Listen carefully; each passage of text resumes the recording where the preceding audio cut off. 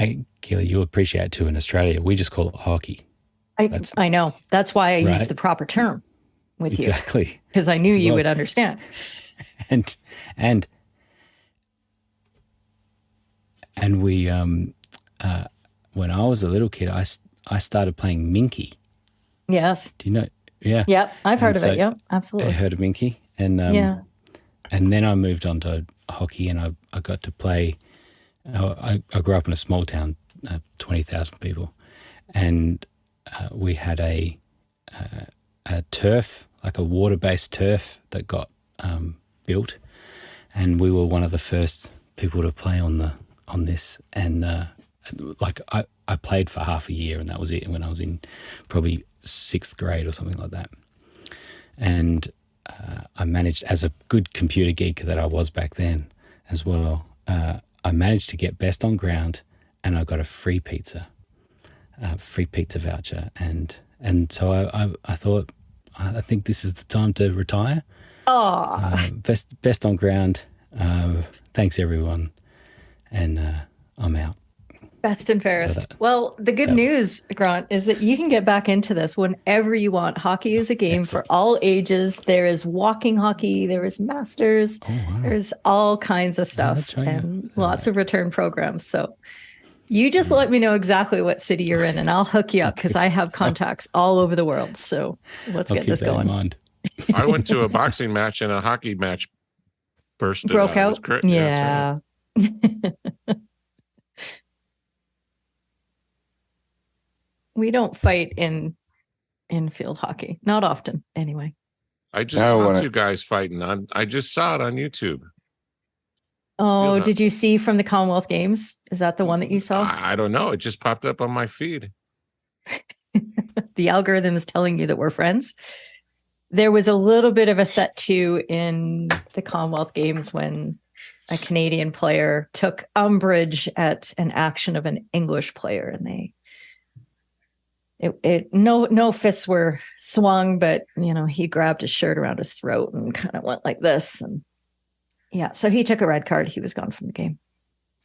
So Grant, now I have to know, where did you grow up? What town? It's a place called Mount Gambier in South Australia, bottom of South Australia. It's right, almost on the coast. You're going to look it up, aren't you? I am.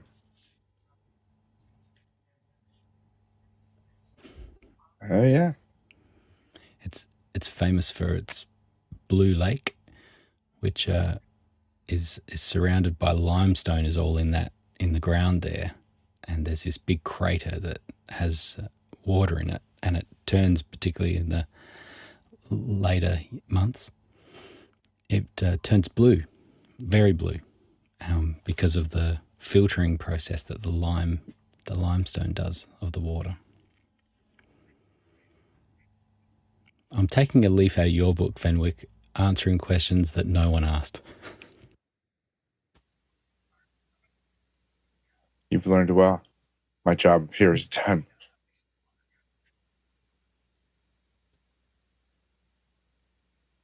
I was literally watching him process, like, what's the comeback gonna be? gonna be? I don't think it took that long, did it? It's just my way of saying we know how you roll, Fenwick. We know how you roll.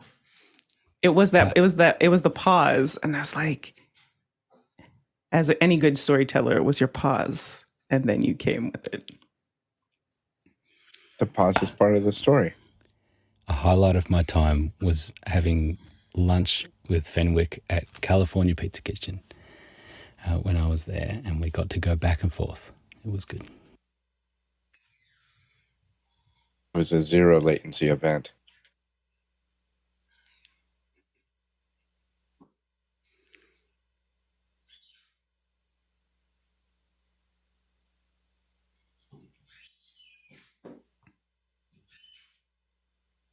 Greetings and welcome to Office Hours. If you are new here and you want to learn a little bit more about what we do, head over to officehours.global.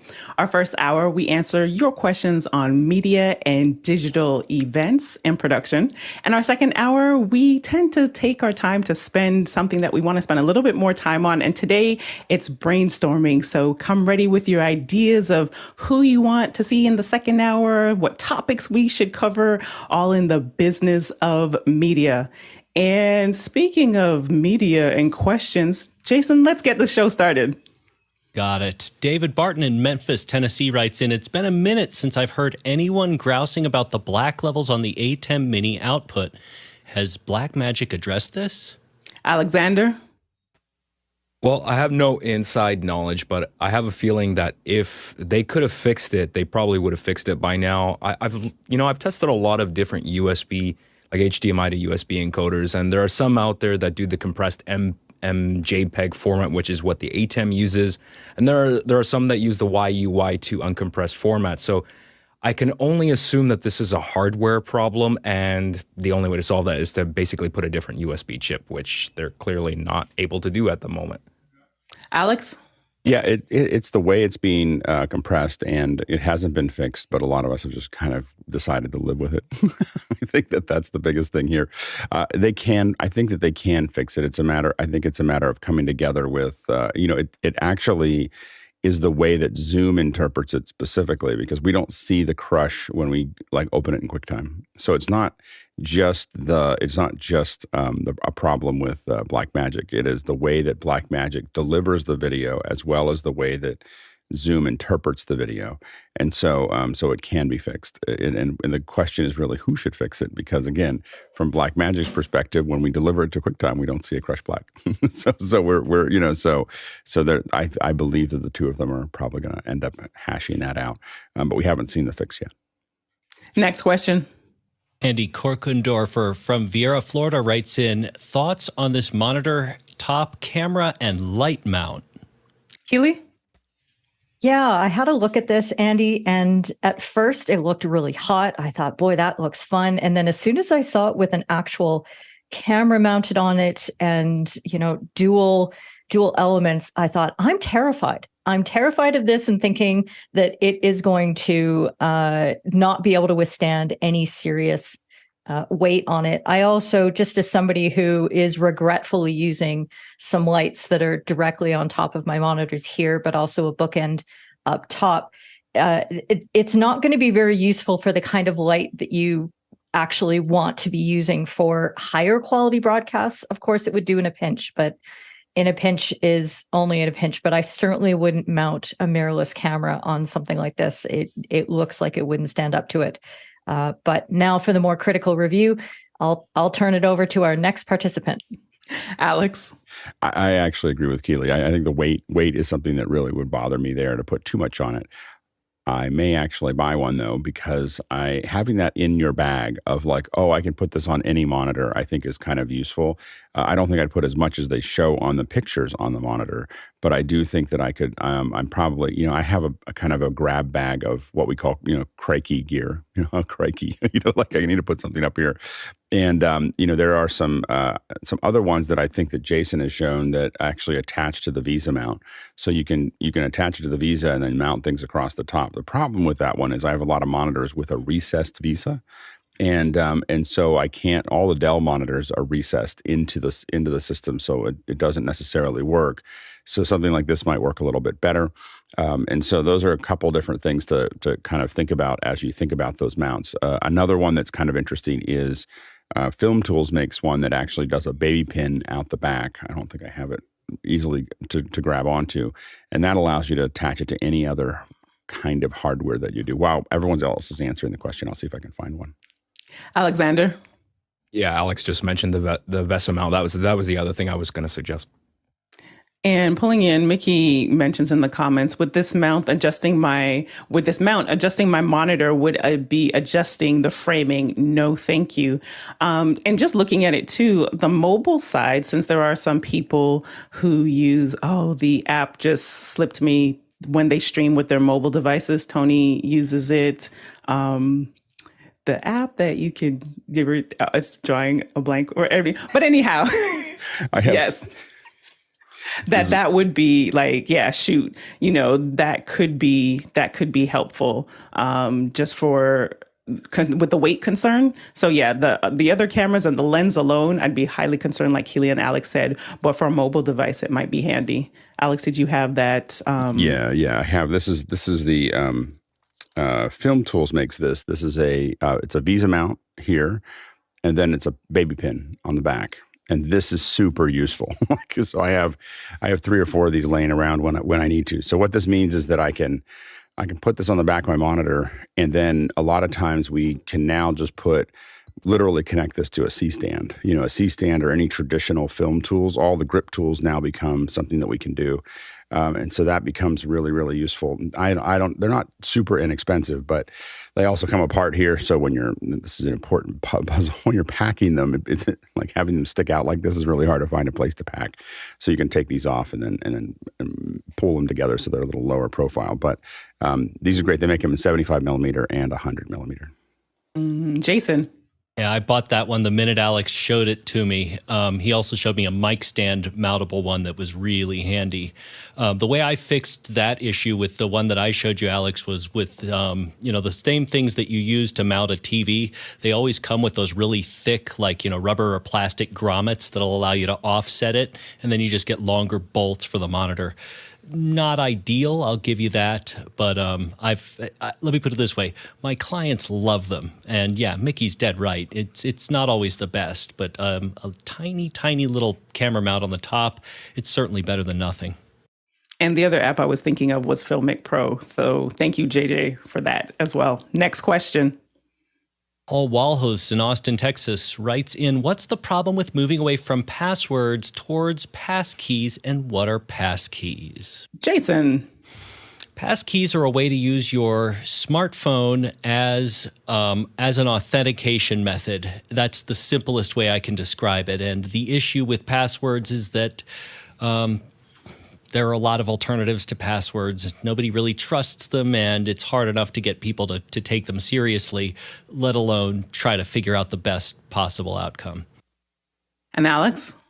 Yeah, and I don't know there's a lot of problems with both of them, and so that's the challenge. Really, just getting all the systems to support passkeys is the next step, and so that's going to be the part. Now, there are things that people are trying to resist with passkeys. Passkeys mean that oftentimes it's going to be, it's going to need your fingerprint. It's going to need your face print. It's going to need something like that. And so there are a lot of folks that aren't excited about the fact that they will have to be biometrically validated. But what you can expect is that a lot of companies are going to move more and more towards passkeys and more towards biometric validation. I think that the convenience that we saw before is soon going to become a requirement. And so this is already a requirement. Like banks, if you have a lot of money in a bank, I've never had this, but I've heard about it talking to bankers. But if you have $10 million of liquid assets in Bank of America or Chase or something like that, they send you a little biometric system that, so that you can get into your account. So I've only learned about this working with the bank itself, not working with I've never had that.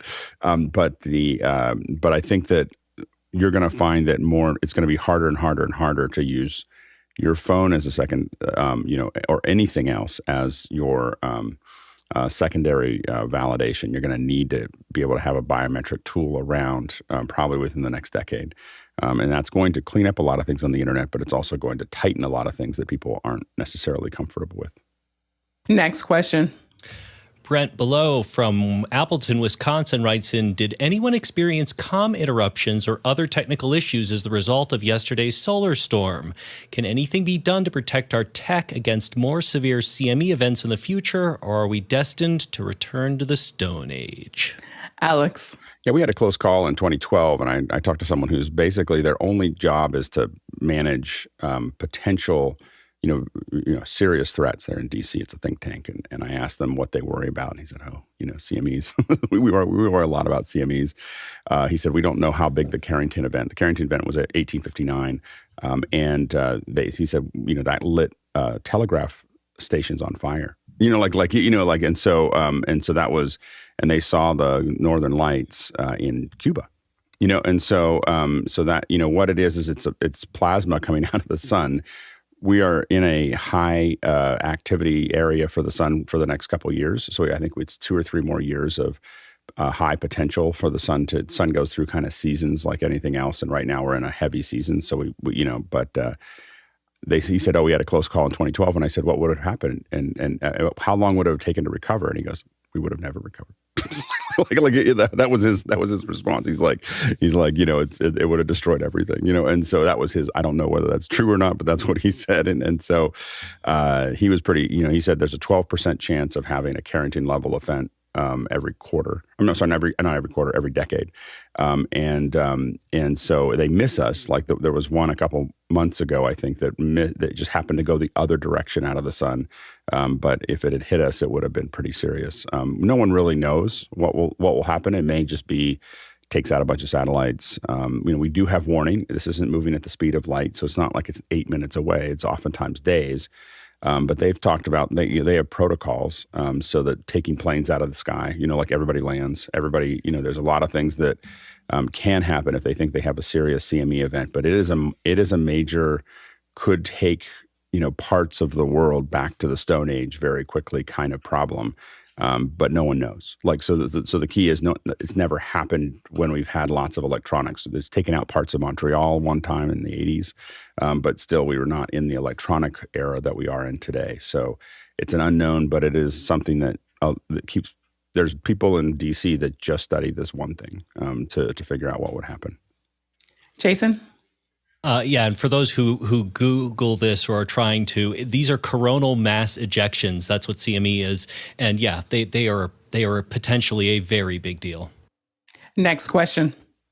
Paul Wahus in Austin, Texas writes in, is there a sophisticated USB cable analyzer that will tell you the characteristics of the cable, voltage, capacity, etc.? Jason? Well, not cheaply. There is, stuff like this. If you just want to be able to plug in a cable and get a good sense of the voltage that it's pushing, if it's causing any sort of dip or anomalies. I've used these on hubs before. It's a very handy, very inexpensive piece. I got mine from Otherworld Computing, and it was maybe $30-$40. Next question.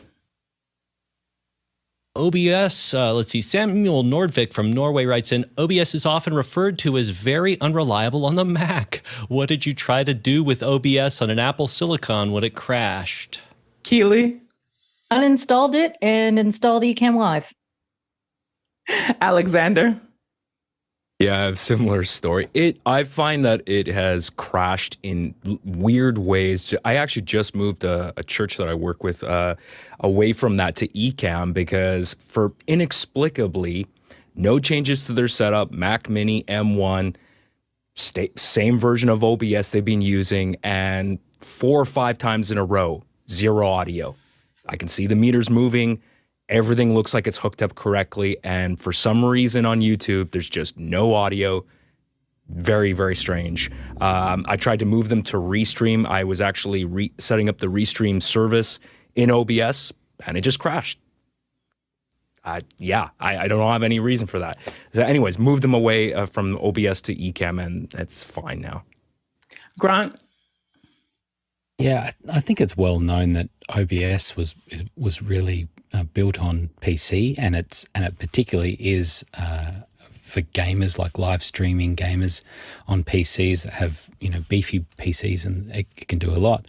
The Mac version is not as stable. Having said that, I've used it with great success, but the key to the way I use it is that I use it for one task and one task only. Like whenever I'm doing something, it's some glue. It's something that is connecting one thing to another. It's getting a timer into Zoom, or it's something, getting a web page into Zoom, something like that. That's just really very simple. I'm only asking it to do one thing.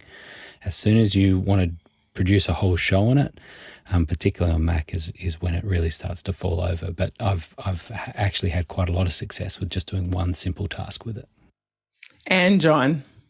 Chris Fenwick and I have exactly the same machine, similar configuration.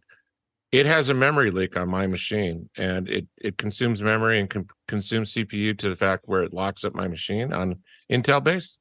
On my M1, it runs okay. On my PC, it runs fantastic. Next question. Punsuk Dorje from Dharamsala writes in, greetings, I have a budget of 11,000 USD to set up a live streaming kit with at least 3 cameras at a college in Bangalore. Please suggest what gear to purchase. Thank you. Alex. Yeah, so I think that I would still. This is a place where I'd probably still think about a Blackmagic system for this. As soon as you start talking about multi cameras, a lot of us have switched over to Sony's for this, but dealing with shading is a big deal, and being able to shade the cameras from the switcher is a big deal for a multi-camera. So I would look at the 4K or 6K cinema cameras that Blackmagic make. There are also the studio cameras that I don't know what the price is on them.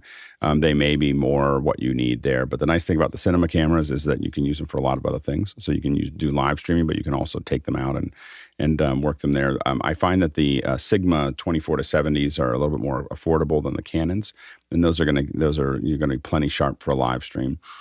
So look at those, and then I'd still probably lean towards an X32 rack. That I can control with software. If I had a little more money, I'd put an X Touch, in front of it to make it work there. All of those things, and then of course I'd use a Blackmagic ISO Extreme. That's going to give you the headroom. So you're going to have the 3 cameras that you have there, but then you can, if you need computer inputs and so on and so forth, you can make that work. Now, I haven't included lights because I don't know if you need those for your streaming, but otherwise I'd probably look at NAND lights as probably a relatively cost-effective way to fill those out. That'd probably get you pretty close to 11,000. It might be just a touch over. You could probably tuck under if you use the 4Ks instead of the 6Ks.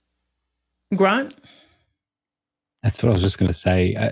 Alex is not great at holding back a budget. Like he struggled. Alex really struggled when we were talking about the 1K studio, like the studio for 1K. He was just blowing out all the time. To me, it sounds like you would blow your budget on those cameras alone. Once you get the lenses, I'm not sure you could make all that work. That's $7,500. It'd be $7,500 for the cameras and lenses. I mean, in US dollars at least. You're talking about you're not getting the 6K Pro. You get the 6K, and if you went down to the 4K, you would end up with about 2,200. So you'd be at like I think 66 or 7,000, and then you'd have 1,500 for the X32 and 1,200 for the ISO. So I think that you're still under. You're under the. I mean, without the lights, you're under that piece there. So something that I think is helpful is to remember the priority of what you want to spend the money on initially. And we always talk about audio, right? So I agree with Alex about the X32. It's such a great and versatile piece of equipment that also you can control in multiple ways. I've got an X-Touch sitting, which is really handy to control as well. So I agree on that. But you want to spend some money on those microphones, right? You want to think about how you're miking the people, because we've said many times you can make it look really good, but if people can't hear it or it's really quite ordinary sound, then they're going to switch off really quickly. And so if you have to choose, then you would balance more towards audio, get that right, and then get something that can get you going with cameras, and then you can spend some more money on that afterwards. But spend good money on the microphone and all the sound processing, and the lighting, things like that is all going to help, because you can have great cameras with bad lighting is still going to look bad, but you can have kind of cheaper cameras with good lighting, and it'll probably do okay, and it might get you through a year or two when you can upgrade your cameras. That's my thought. Go ahead, Jason. And I'd be remiss if I didn't mention that at some point coming up, we are going to be doing right around your price line, 10K studio, I think. So, stay tuned. And Keely. I think there's also the point of thinking about who you have who's going to be operating all of this machinery. And you can buy some really complex machines that people just don't understand how to use and can't get the most out of. And although it doesn't work for a scenario where somebody says, here's 11K and, go spend it right now and produce a product, what generally I've seen in my experience when you're building live streaming setups, video setups, is to build slowly, because you need to get to know the tools and understand how to produce the good audio, how to get the good lighting before you can actually get the most out of the more expensive tools. So it's something to think about. It might not work in your particular situation given how your budget's being delivered to you, but it's something to consider. Can you start slowly? Can you start with less expensive cameras and then find a way to repurpose them, cameras, mics, lights, and repurpose them in other settings or with other studios, other enterprises in the college, and move up from there. So looking at it as a long-term solution. And Alex? Yeah, and my calculation was a little bit based on the fact that in most universities I work with, I'm going to figure out how to pull their in most of the universities that we've built out for, the lighting in the room is not something that I can augment. You know, if I'm streaming from a classroom, the lighting is going to be delivered by the classroom or delivered by the theater. And oftentimes the microphones are going to be what's on the podium, or what's there. And I can still fit in, some small mics and so on and so forth into that process. I will say that when someone spends $11,000 in India, the reason that I'm leaning towards the cameras that I'm leaning towards is that you want to give it a punch, like, wow, that looks much different than what we had before, and the one thing that you will have to look at, because I do agree with Keely that starting small is important. I think that the one thing you want to think about is you also want people to feel like they spent the money and they got something out of it. And so if it's a webcam or a small aperture or something like that, and it doesn't look that much different than what they had before, sometimes you get some pushback on further investment. And so I oftentimes try to find a shock and awe moment, of like, we just bought this and now look at the things we can do. The one advantage of the extreme as you go into that large, that switcher is that you can do super sources. And so you can have things swing in and out. If you add Mix Effect Pro, you'll do things that are pretty nifty as far as that goes. And it's still not software based. It's a bunch of pieces of hardware that you can just kind of punch things in. And I'd be interested in hearing, we do have time, Funsik, if you are able to add more detail to what you were looking to do with this, because when I think of college setups and a lot of what the schools are doing right now, those are lectures so that they can put them online and repurpose them. So is it you needed like a 3-camera setup for something like that? Or is it that they're trying to, is it teaching wise? So if you can submit another question and give us some more details, we can nail down into that response for you. And speaking of questions, producers, keep them coming, because we have this hour for you and all of the questions that you have around media and digital productions. Next question. Paul Walhus in Austin, Texas writes in, theartofliveevent.com is being billed both as an intimate and the largest ever virtual event. All day-to-day live, virtual, and free. McConaughey and Robbins starts at 10 a.m. after office hours. Thoughts? Grant.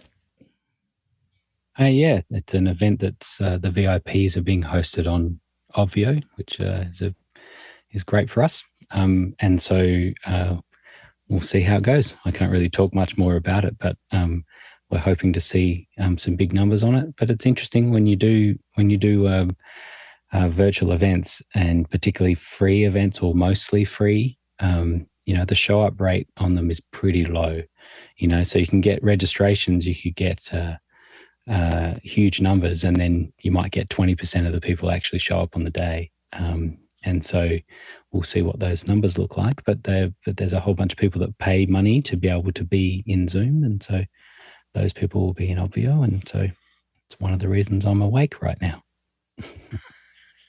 That's great. Next question.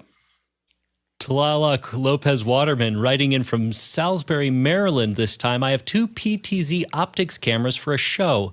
I have the PTZ Joy controller, UDP, and will be controlling from Isadora, TCP. Can I do both at the same time? Okay. Can he do both at the same time? Alex? You should be able to. I mean, if you send it conflicting instructions very close together, you may end up in an odd state. But there's no reason why, if the camera is able to handle both, individually. It should be able to receive those commands. And I don't know that camera as well, but in general, when you have something that's managing multiple protocols, it's not usually modal. It'll receive both of those commands, and you just need to be careful of not sending it conflicting commands at the same time. Next question. Douglas Carmichael writes in, Nokia wants to put an LTE network on the moon. Could you see commercial space-based content in the future? How could this affect our industry? Jason? It won't. That was easy. Alex? Where did this come from? Like, why did they talk about Moonshot Project? So the I think that it's a fun thought process. I guess you'd have to, if you want to put it up there in 10 years, you'd have to start talking about it now. So I think that's probably the thought process there that they. But it got us talking about Nokia. I think that's always a good plus. We haven't talked about Nokia in a long time. So I think that might. Now Nokia does, by the way, provide underlying infrastructure for a lot of things. So they're not as public as they used to be.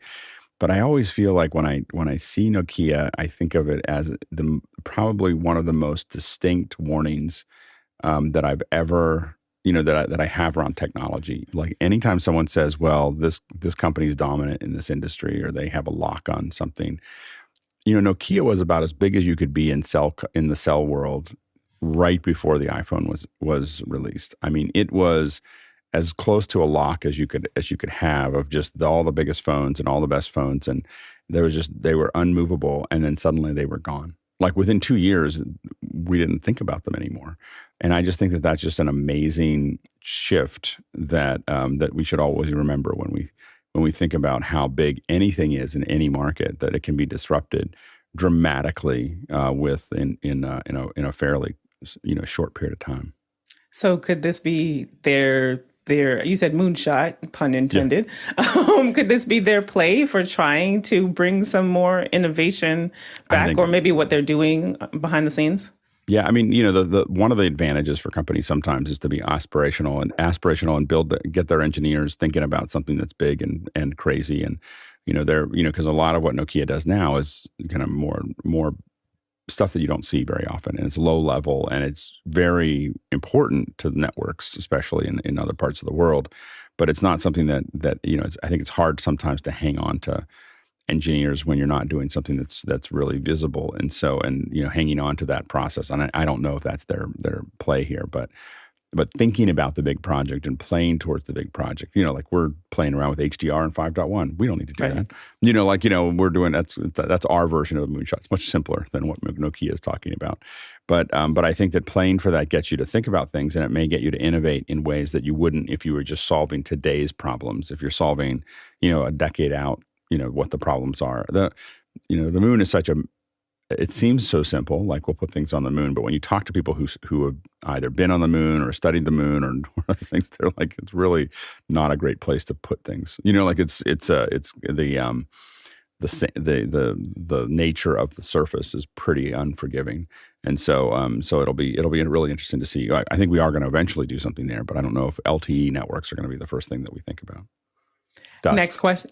Next question. A lot about. Steve Uroff writes in from Madison, Wisconsin, does Midjourney have a way that a business can provide employees access to the AI while maintaining ownership of the accounts in the way that they can provide Adobe Creative Cloud licensing, reassigning them upon staff changes? John? Not really. I mean, the Midjourney is basically in beta, and they don't have a provision for enterprise type of services like that. The only thing that I could see what you would do there is create those accounts inside of Discord as corporate accounts, and then give them access to those accounts. But they could go in, if they got rogue, they can go in and change the email assigned to that account. So I don't see any good way to do that. Alex? Yeah, I think this is going to be really interesting to see, that this is the distinction between things like Firefly and Midjourney. I think Midjourney produces better content than Firefly, but Firefly is providing more explicit control as well as more of the business needs that are required. So I think Adobe's actually doing some pretty impressive things there that they're moving forward. It'll be interesting to see, what is better. I don't know if it matters for Midjourney. I think that I think people keep on trying to figure out how Midjourney can be commercial, and maybe it can. But I think that the other thing is the bigger danger is that people will just have so much fun with Midjourney that they don't care about the other content. Like they're building content that they just enjoy. I know that I get a lot of benefit out of it, just fun, like, putting things up. And so I don't know if there needs to be a business model. Like that's the thing is, if it gets easier, especially, but I don't know if there needs to be a business model for Midjourney to be successful and to disrupt a lot of things. I think when you look at generative AI and how it impacts things, it may be that it impacts it in the sense that we're having so much fun building things on our own that we pay less and less attention to the things that other people are building. Like that, it may not be something that we're building and selling; it's something that we're just entertaining ourselves, and so that could be a potential disruptor in itself. Next question. Alexander Knight writes in from Vancouver, BC, Canada. In a battle between Sound Devices Noise Assist and Universal Audio's CVOX noise suppression, which is based on Cedar, which one is more transparent at more aggressive levels? Has anyone done a comparison? Alex? So I haven't compared the Universal Audio version of Cedar, but I used to own a handful of DNS2s and one DNS8, from Cedar. So I'm very familiar with the hardware. We used it on every show before we had the noise assist. I will say that the noise assist is absolutely more transparent. Like it's not like I think they're very gentle about saying that, but I can say I've had both of them in the same room doing the same footage and turning it up to get rid of things, and noise assist is superior to Cedar. And I didn't think that was even possible. When you turn Cedar up, you will start to hear the mechanical nature of the bits going through, and especially in transient. So really, when it gets low, you'll hear like the as it comes off of it, that you don't hear as much. I think that Sound Devices Noise Assist does that in a much softer way than Cedar does. And so once we got used to using Noise Assist, we stopped using all the Cedar boxes. Next question. Tyler Roberts in Chambersburg writes in, is there a way to have a persistent link for a Zoom room? Looking for a way to have Zoom room opened and can always join. Go ahead, Keely. You should put me at the end of these things because I'm always going to be presenting a contrarian view of this. Persistent open voice rooms and video rooms, Discord is great for that. I have all kinds of channels opened up in servers that I administer or run for other people. And the ability for people just to hop into those rooms and have casual conversations and things like that with no links. They are pre-authenticated because of the permissions that they're given in Discord is so convenient and just makes it a joy to be able to use and to augment the community purposes of your server. But now to somebody who knows how to do it in Zoom. Grant. So when there's a couple of different ways that you can schedule meetings in Zoom, and I think it's probably not well known that the schedule really doesn't mean much other than alerting attendees to when your meeting is. It doesn't stop you from starting the meeting, and so even a scheduled meeting that you had scheduled in the past, you can start again, and away it can go. But the thing is too that when you set up your meeting, you can make it recurring, and so it can just be a recurring event, and that has no specific time. And so now it's just an ongoing meeting that just exists. And potentially what you can also do is one of the settings is you can allow people to join before host.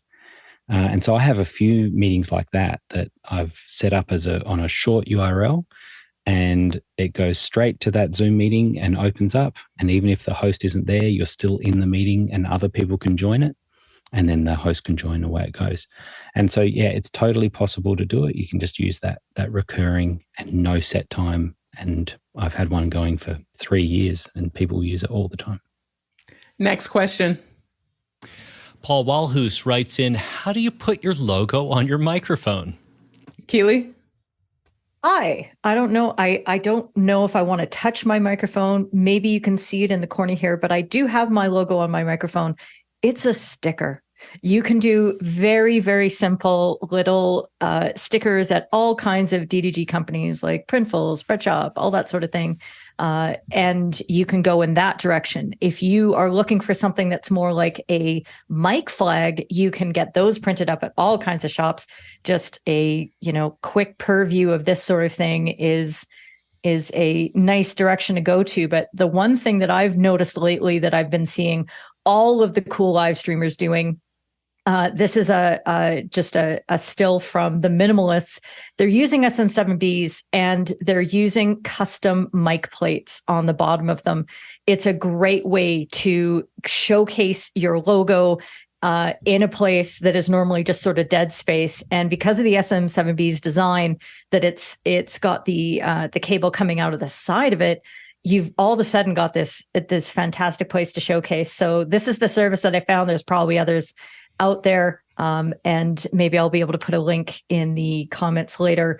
But that just looks glorious. And if you do it properly and you do it subtly, I think it'll be a really nice option for you. So those are 3 different ways you can try it. Alexander? Yeah, a small sticker or that custom plate on that specific SM7B microphone is definitely a lesser, I suppose, a less expensive way to do it. The way I've normally done it is the mic flag option that Keely mentioned too, and there are a bunch of websites out there. I've got one specific link here I'll post. Jason? Okay, because this is the place where nothing in this world cannot be turned to 11. If you want to drop about $2,000 on this, get a laser engraver. Oh, is it cool? Okay, and you can do so much more than just mics. But yes, you can do mics too. Go ahead, Alex. So most of the broadcast industry buys mic flags from one company. It's called Impact PBS, impactpbs.com. That's where we've gotten all of ours for the last decade. But the reason we got it is because we were working with a broadcaster and they were like, well, this is where everybody gets their mic flags. so it's like, so if you're looking for where does everybody buy mic flags, that is the place and there's a lot of places that do it, but these are the ones that do it for pretty much every local station, network, any major. If you know that Impact PBS, it's kind of like the audio implements, a lot of in-ear stuff, audio implements for broadcast. Impact PBS is the kind of the big guns when it comes to mic flags. They'll deliver those in a couple days, and they are always perfect. Yeah, we've gotten a bunch from those. So they do this, so it's an efficient process. All they do. They don't do something else. This is what they do, and they do a lot of it, and they are very good at it. And very nice, by the way. They're great. And then Mickey in the comments says also a custom mic foam could also be an option if you're looking for that as well. Next question. Tommy Chance writes in from St. Paul, Minnesota. Rumors of Samsung buying Bing. Thoughts? Sean. Bringing Bing, not buying. What they're talking about is switching from Google search engine in their handheld devices, the Samsung Galaxies, instead of using Bing instead of Google. This is big news. It's a $1 billion deal. Who knows what will happen? But that was the rumor last week. Grant. Yeah, that's what I saw as well. And it is a huge deal because there's a lot of money in search, and the default browser or the default search that is used brings in a lot of money. And for most people, probably on Android, that are not going to change those defaults, and that means a lot of money. But I think for a lot of people that are into changing their settings, they'll probably just change it to Google. Right. Alex? Yeah, I think the number is is it $9 or $10 billion a year that Google pays Apple for the Google search on the iPhone. So Google pays for this. So part of this might be a little bit of a negotiation of how much money is being paid to make this work.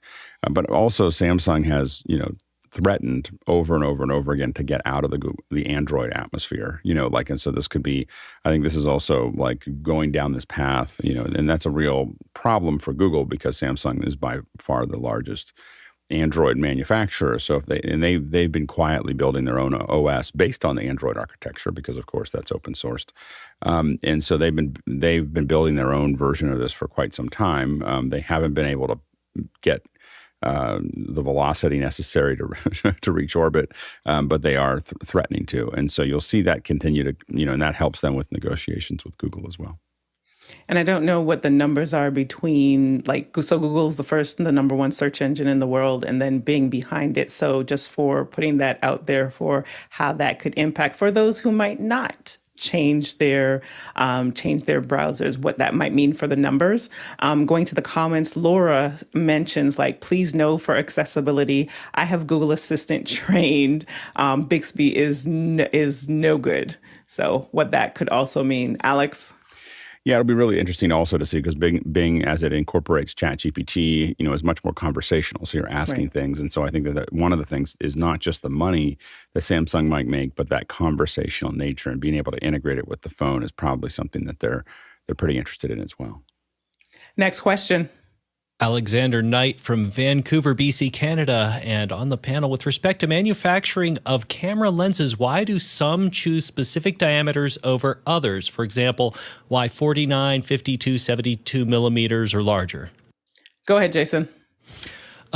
Because of the qualifications of the lens and the number of elements in that lens and the fact that the target of the lens, meaning, full frame sensor or otherwise, you're going to end up having these constraints that tend to lend themselves to very specific sites for ingress onto the lens. So it's no surprise that these get standardized, and manufacturers do tend to pick a few of them and then work their way out.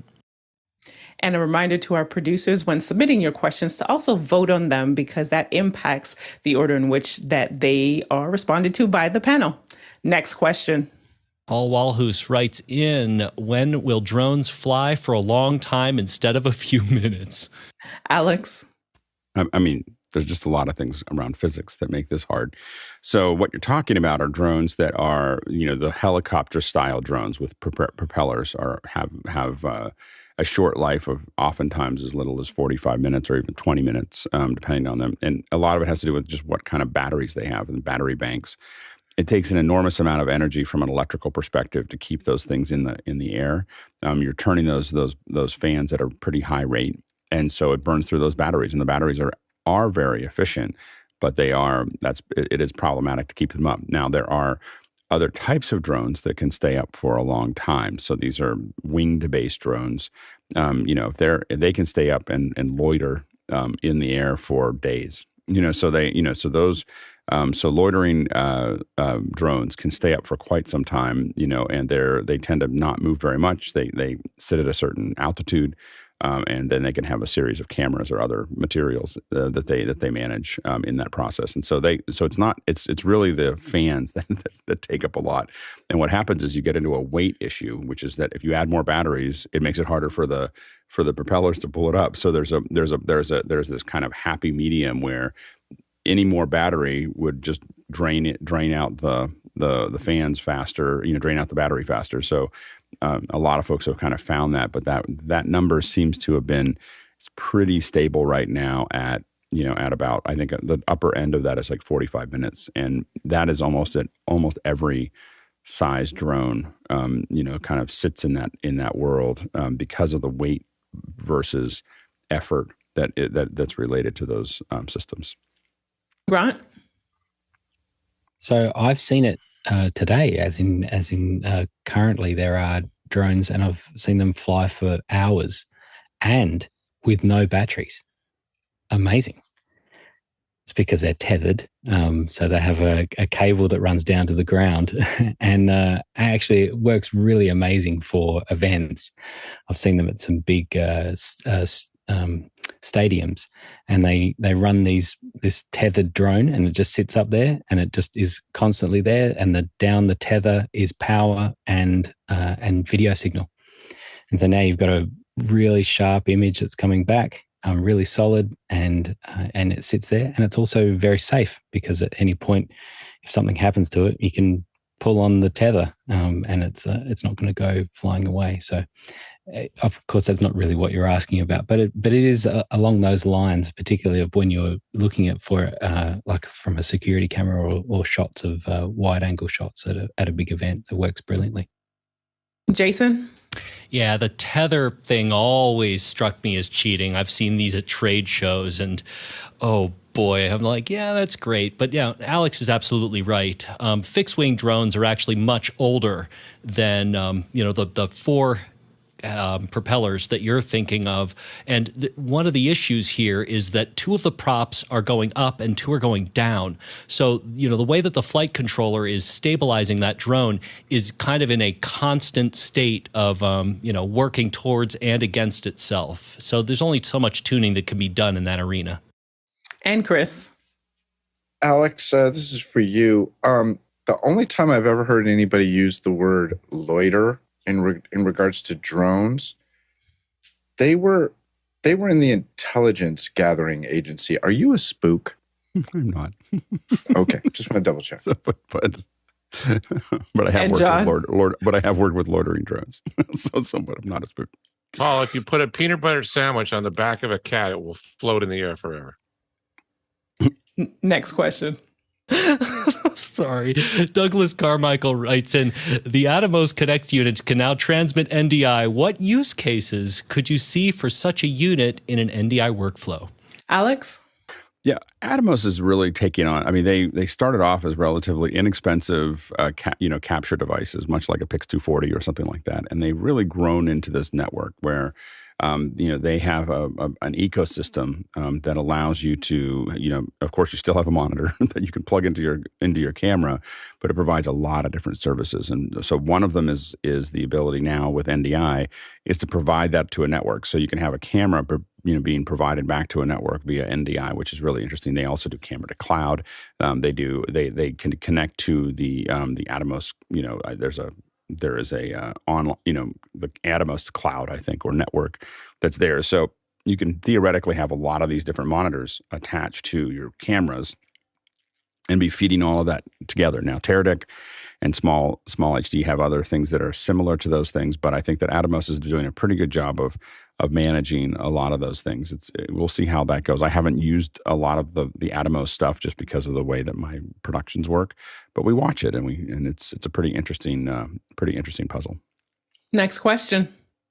Unsuk Dorje giving us our follow-up from Dharamsala about the 11K camera. We will be live streaming talks, recording interviews, and we'll need wireless mics, cameras, and audio mixers. We were thinking of the ATEM SDI Extreme ISO Mix Effect Pro. Right now, we aren't sure if we should buy a Mac Mini M2. Thank you for the follow-up. Alex? Yeah, I think the Mac Mini M2 would make a lot of sense because you can use that as a mix effect controller as well as doing a lot of other things with it. The M2 is screaming fast. I have one right here. So, it's a great machine. You can bet for most of what you would do for a live environment, 8 gigs is going to be enough. So literally the base unit of the M2 Mac Mini is going to be enough to do most of what you need. So I think that with wireless, it depends on just how where you're shooting it. I mean, again, Bangalore is actually a pretty dense location when it comes to wireless and RF. So you do have to kind of think through that a little bit. I do think that this is where oftentimes the Sennheiser mics.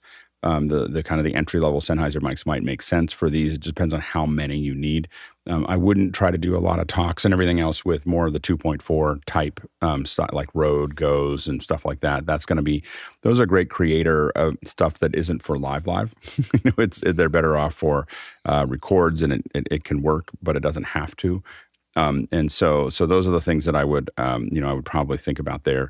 And then the other thing is how often are you going to be in the field? So as soon as you start going into the field, you may need a mixer that is not an X32. So if you're going to be going out and doing interviews, you may want to start thinking about either the Zoom series, the F series within Zoom, not Zoom what we're in right now, but Zoom, the hardware manufacturer, inside of the budget that you have. You may want to think about those things, or something probably to give yourself a little room, a MixPre 10.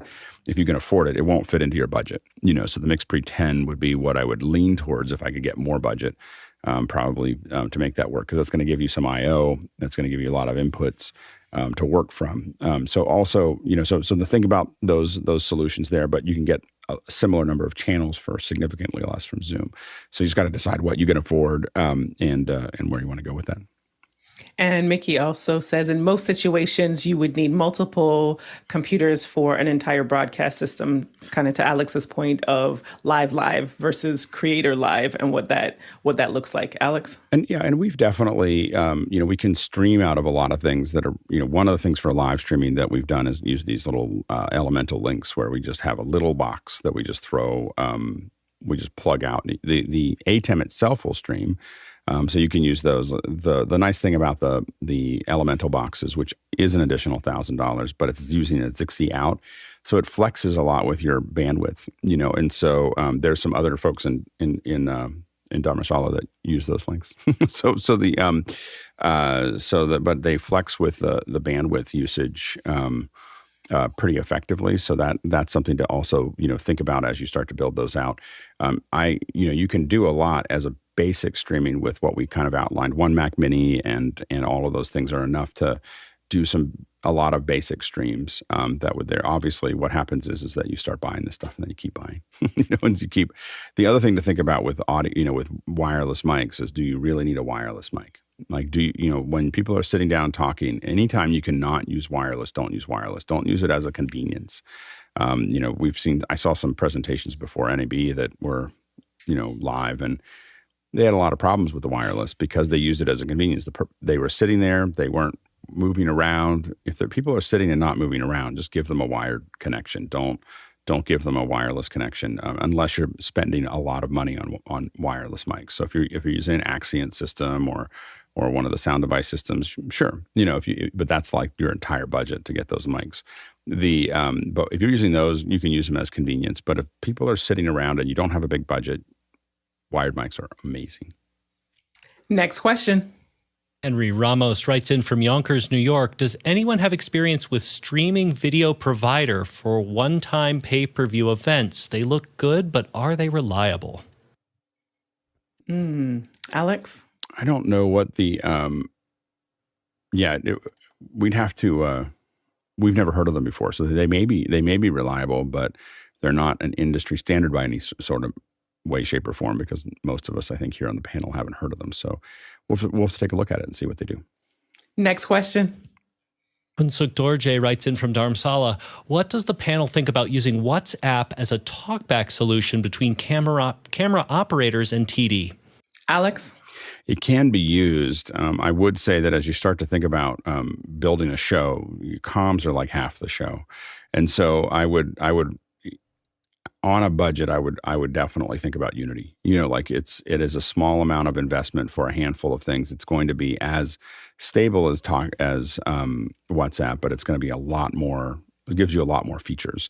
When you first start, you just want to talk to everybody one-on-one, but a lot of times you'll do things that are better when you have a little bit more room. So when you have another PL to talk to your partner, or producer, you have a party line.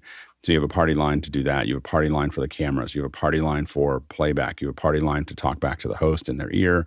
You start adding these party lines that allow you to talk to other people or directs. And as you start to do that, like when we first did a live stream, I don't know, maybe almost 20 years ago now, and someone said, well, how many PLs do you want? I'm like, why would you need more than one? Like why would I need to have more than one comm channel, to talk to everyone? And nowadays, we build events that have 30 PLs with, a whole bunch of pins and, all of these things, all these conversations that are going on.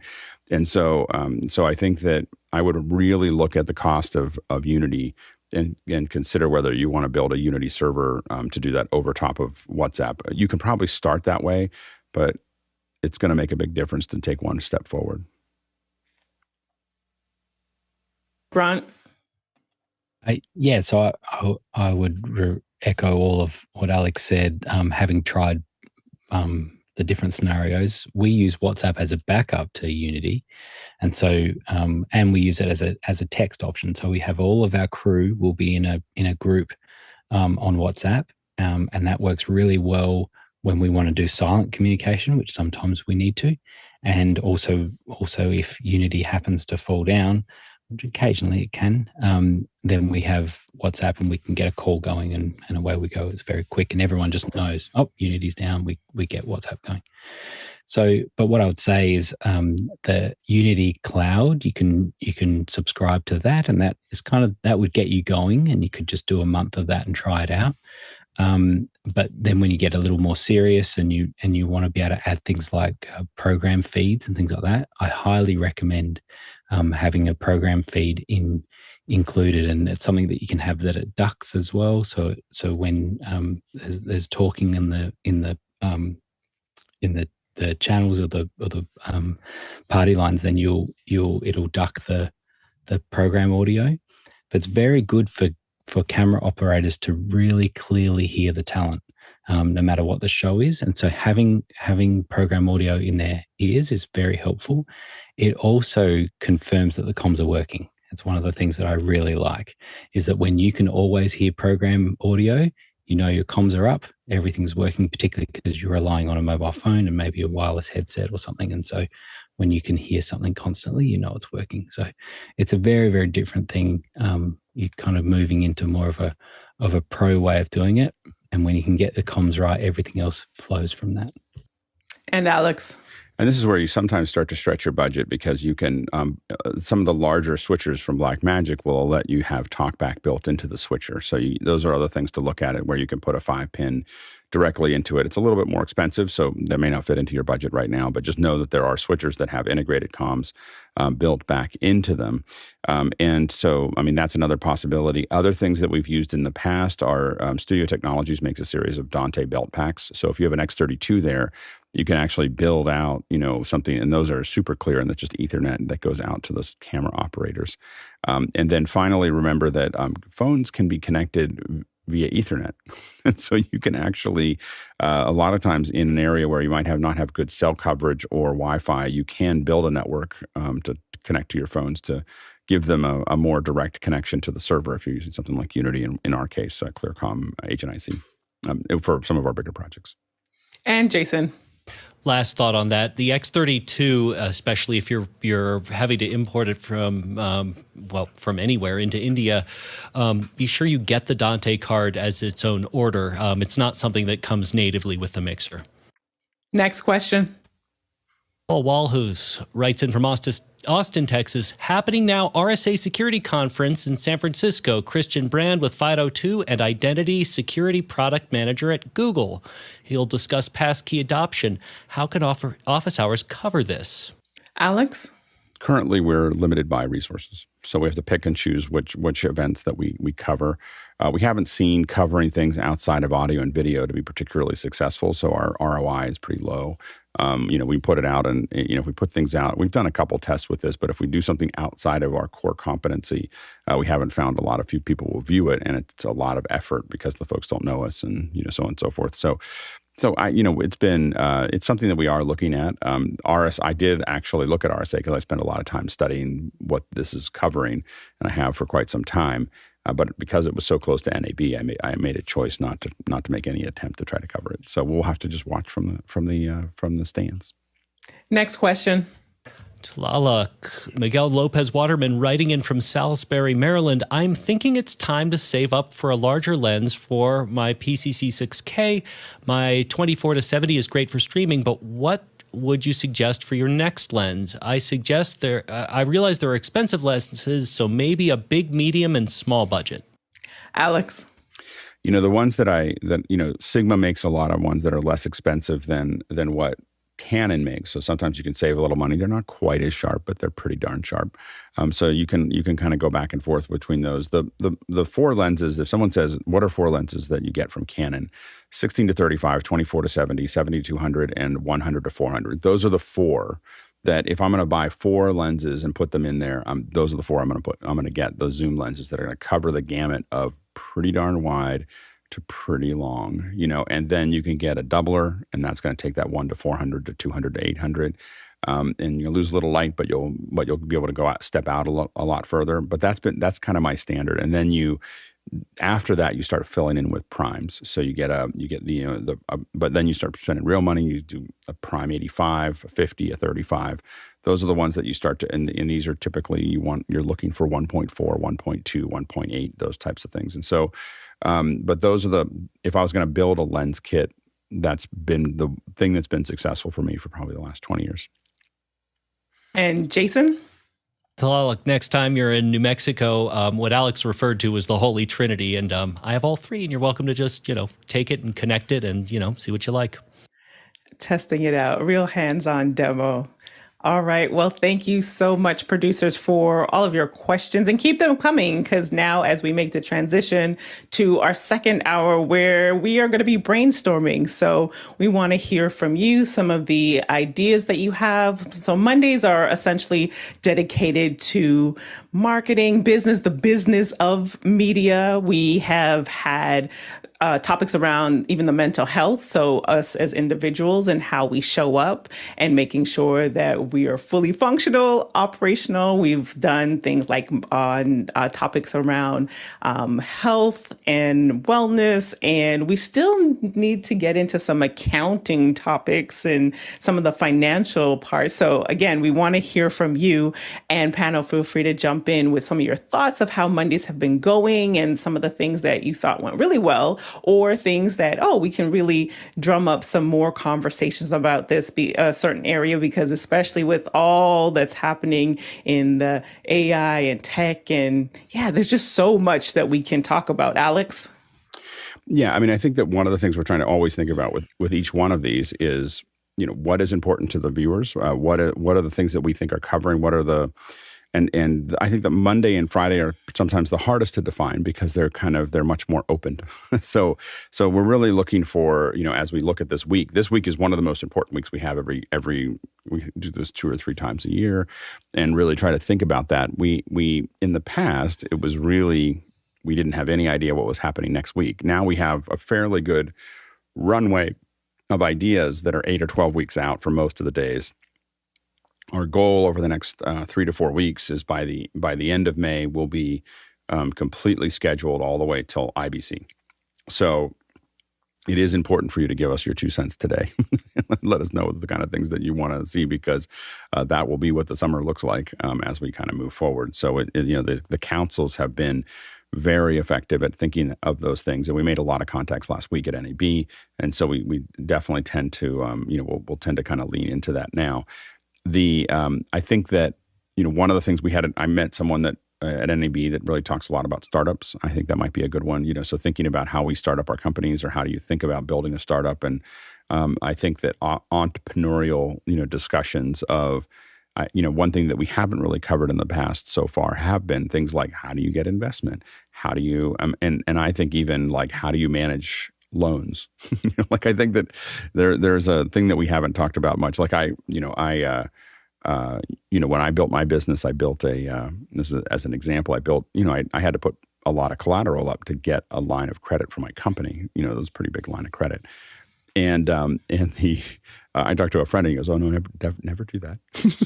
He's like, start with a little line of credit and then just roll it and just keep rolling it over the next, and over a decade, you'll roll it into a $2 million line of credit or whatever, as long as you keep paying it off and there's a model to that. And I think that, and then he goes, then it belongs to the company, not to you.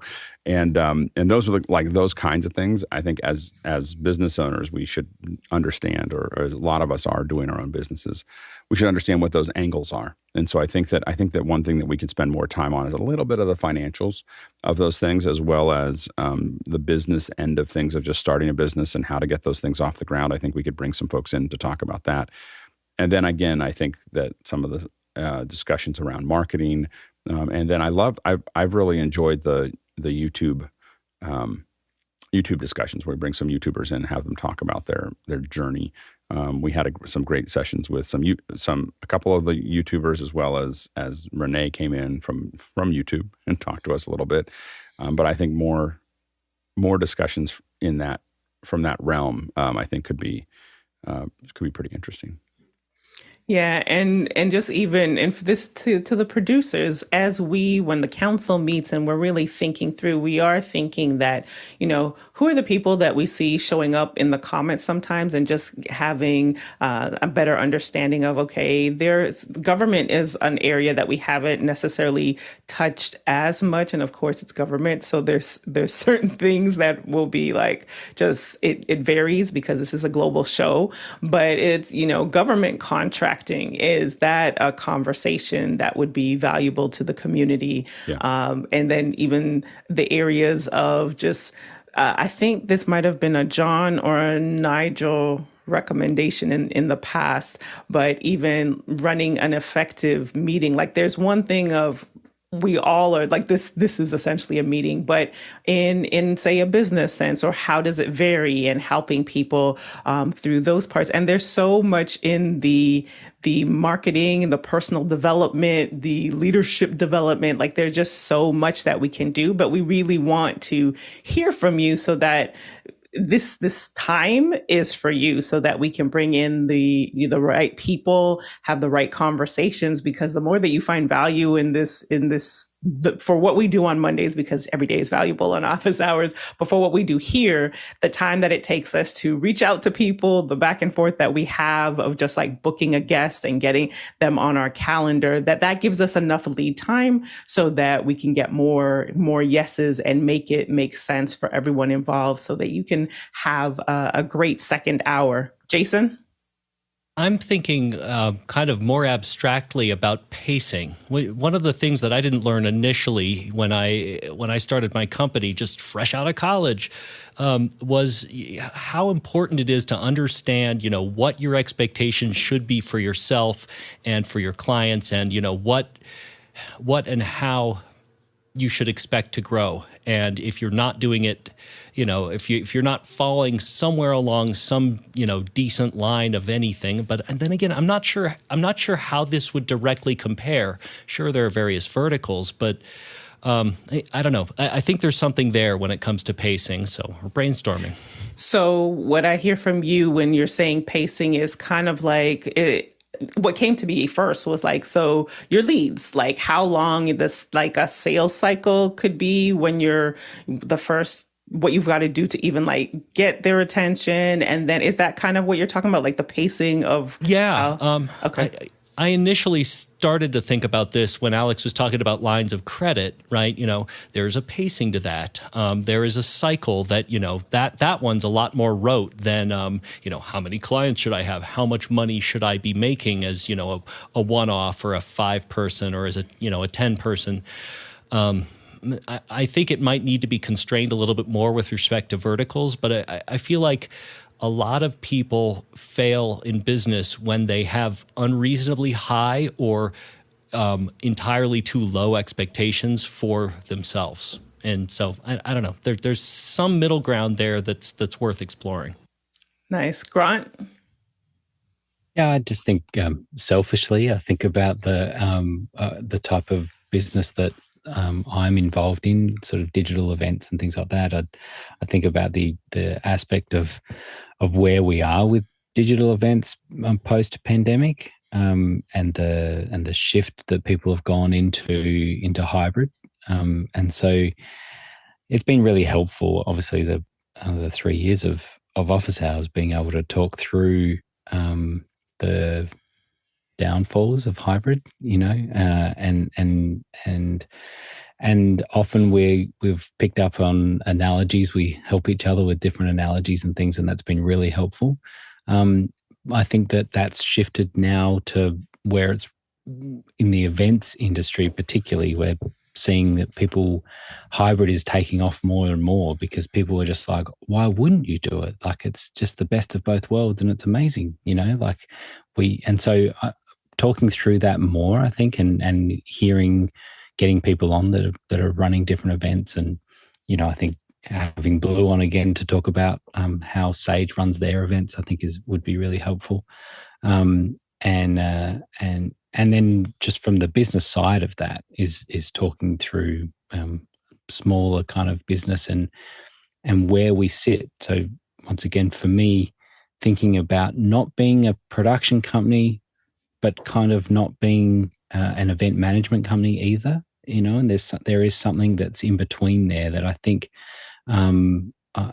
there's a real niche now for these types of companies, where you don't need an event management company, and you don't need a production company necessarily. You kind of need a partner, like a event production partner that makes these events happen. And so talking through some of that, I think that those lines have changed a little bit in the event industry.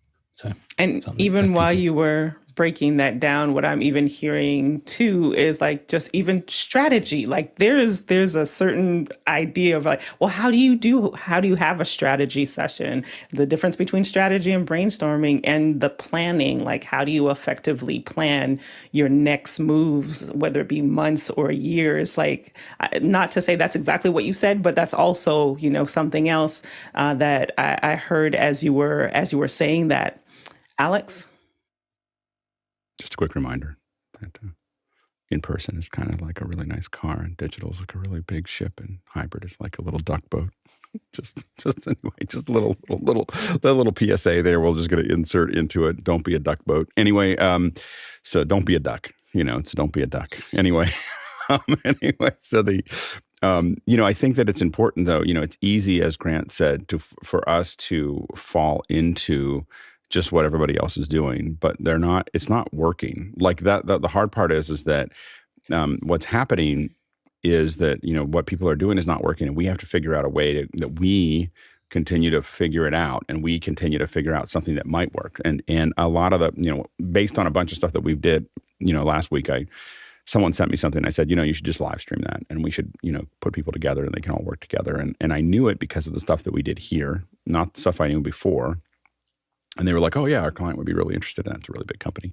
And so just send us a demo. And, it might turn into a bunch of work. But it's because of the discussions that we had here, and because of the kind of the learnings that we've made in all these little test projects and all the little things that we're doing. And I think that we should, we really want to think about how we continue to cross-pollinate, because there's going to be a point where, a lot of the stuff that's out there right now is going to bottom out. Like when we talked a little bit about this, physical events are going to have, if things tighten up in the economy, and I will say that I've never seen so many big companies do what they're doing right now, ever. Like in my business, I've never seen companies tuck in so dramatically, whether it's, Apple and Facebook and Google. Like people are laying, they're either laying people off or they're cutting events and they're pulling back, and everybody's like, hunkering down in a way that I haven't seen before. That doesn't necessarily mean anything will happen, but it's a very odd thing. And if that happens, these physical events, are going to be very hard to maintain. They're going to be hard to get people to travel. It's going to be hard to get, it's not going to be COVID hard, but it's going to be difficult to get people to pay for the flights and the hotels and all the other things that are happening. And so they're going to be looking for, well, how do we do this? And again, the hard part is people are like now not promoting, they're trying to not promote digital because they are trying to, they're trying to get people to come back. So they won't tell anyone that there's a digital event when they first do the announcement, and then they hold on, and then they hold on, and then they hold on, and they go, oh, right, there's going to be a digital version. My wife was just about to go to Florida, and then she found out there was a digital version. She was like, oh, I'm just going to do that. That's, I'm not going to fly down there. And so those are the things that are happening right now. And I think we as a group need to pay very close attention to it, because it gives us the opportunity to really be on that front edge, that we've been talking about it. Luck is when preparation meets opportunity. And so sitting here having these conversations about the business models on Mondays and the process and everything else is the preparation. And then it's just a matter of waiting for the opportunity to arrive. Chris? Yeah, I think what's interesting about our business is it draws a very interesting type of person to it. I think a lot of times what I see, and I've been, following at least the post-production world for 4 decades now, is that quite often you find people that get into our industry who really like the accoutrements or the gear and the stuff, and then they struggle to find a way to get it to pay for itself. And I think that a lot of people get into this business that way. I remember at the beginning of COVID, we were having a meeting at our company, and I said, it's important for us to realize that our core competency is that we help people communicate. And that's not that's not a business that, like, 12-year-old me aspired to do. Like, I didn't sit there, like, I want to be a fireman. I want to be a spaceman. I want to help people communicate. I mean, it's not a fun, sexy career to look forward to. But if you boil what we do down to that, it helps you in so many ways. You can concentrate on what it is we really do. And at a certain point, it doesn't matter if it's 5,000 people in an auditorium or 50,000 people on a Zoom call. If we remember that we are helping people communicate, then it'll change every purchase we make. It'll change every decision that we make. And I think that it's important to have an accurate assessment of what it is, of what our objective is. I don't know if that falls into this question, but I come back to this issue all the time. Like, how am I helping these people communicate? Alex? Yeah, I think that to build on what Chris was saying is that one of the reasons that Mondays are so important is because the other days are really how to do things, and the Monday is why to do things. Like, why are we doing this thing, and what is the structure of that, and how does that look? And we are at the very beginning. It's really easy. There's always this kind of rubber band thing where we went into this virtual world, and then it pulled back because people could do physical, but that's not pulling back all the way, and it's about to go the other direction again. And all this time, we're having those discussions about what that looks like and how do we navigate it, and how do we navigate VOD versus live, and so on and so forth. And so the why and the what should we be doing and how do we structure that is all about Monday. And whereas the other ones are it's easier to see why the other ones are important. It's harder to see this one sometimes, but it's in my opinion, one of the most important days, if not the most important day of the week, is to talk about the whys and the really the bigger picture are the Mondays.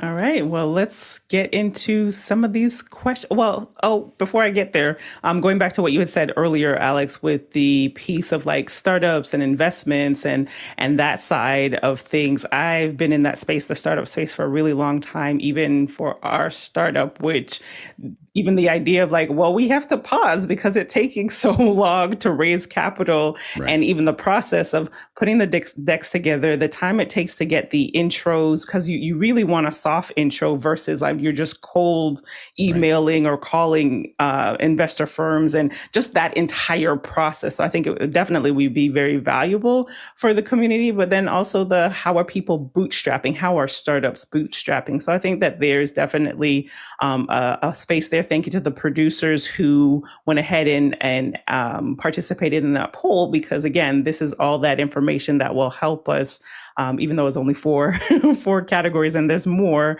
but it's helpful for us to navigate who we invite on as the second hour. So Jason, let's get into these questions. All right. Paul Walhus, writing in from Austin, Texas. How can we more effectively teach newcomers how to use Zoom and comms and prep them as panelists and producers? Alex? So I think that the nuts and bolts of things are probably on a Friday, or people jumping into after hours. I don't know if there's really a show about that. I do think that there could be potentially either a Friday or a Monday show, which I don't know exactly where it would fit in. But I think that Monday is more of how do we use Zoom in an event, and Friday is more how do we use Zoom. Like it's kind of a, so the when it's button pushing, I think it's more of a Friday thing. And when it's talking about the areas where it could be used, it's more of a Monday thing. As far as people actually learning how to do those things, the best way to do it is to do it.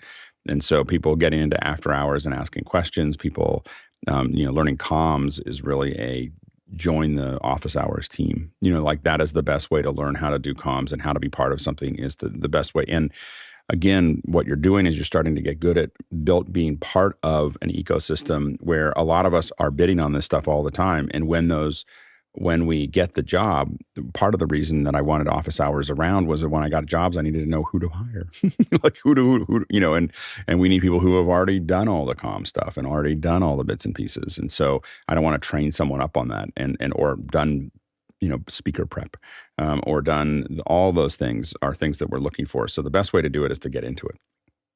Jason? Yeah, I've got to reiterate that when I was getting into production, I would have killed for the opportunity to learn as quickly as I've seen people firsthand learn in office hours. It is truly an amazing opportunity. And it's not just, oh yeah, you're gonna, it's experience for you. That's like, telling a band, well, it's exposure. That's what you should be playing for. No, this is real. And it truly is useful. Next question. Dave Troutman writes in from Edmonton, how to handle success? Some companies stumble when they get popular. Is there a general approach to keeping control of growth? Go ahead, Alex. Yeah. I think this would actually be a great subject. There's both structural things, like how do you hire for that? There's also financial things, like for instance, when we got picked up by Google years ago, we got ahead of our AR. And so what that means is that you have so much work coming in February that the time it takes for the money to come in for that work doesn't cover March. And so you end up in this thing where you can actually just blow out your company because you suddenly don't have cash flow. It's a crazy thing, but it's like you suddenly have a tsunami of work, but all the water goes out before it comes in, right? And so that figuring out how to do that and how to navigate that was something that we just had to start asking people about. And I think that second hours that talk about, financial process of how to deal with those things, I think would be really interesting. Yeah, it would be cool to see or get some guests on that, like, yes, we scaled and this is, how it worked, or the flopping and how it didn't work, or the pitfalls and what to avoid with that, the legal side of that as well, of some things that might change in your company structure. So law is something that we haven't really touched on either. So that could fall under this topic, this category, as well as always going back to there's a mental side. I'm a part of this entrepreneur group, and what we say a lot of the times, or what is repeated to us, is like, who's the person you have to become for where you want to go? And so there are some things that you personally, as whether you're an part of the executive team and or if it's your company, that there's some skill sets that you might not have or need to acquire, and just thinking through that entire process. So that would be helpful. And producers, remember, so this time is, as we're brainstorming, is to just toss out your thoughts, some areas that you've been thinking about, or you think that might fill some gaps that we may be missing, because this is all about you. Next question. Jack Ropel from Breckenridge, Colorado writes in, how do you acquire a domain name that matches your vision and identity? Alex? I think this is a great question. I think we could definitely spend an hour talking about domain names because it's changed so much. I buy domain names now as part of production, and I don't even think about it like it's like a single use. Like, I'm going to use it for this production. I'm never going to use it again. I think people aren't used to that. And I do it because I could use Bitly or some other shortener, or I could just write my own URL that isn't a Bitly, that isn't something that's forwarding it out.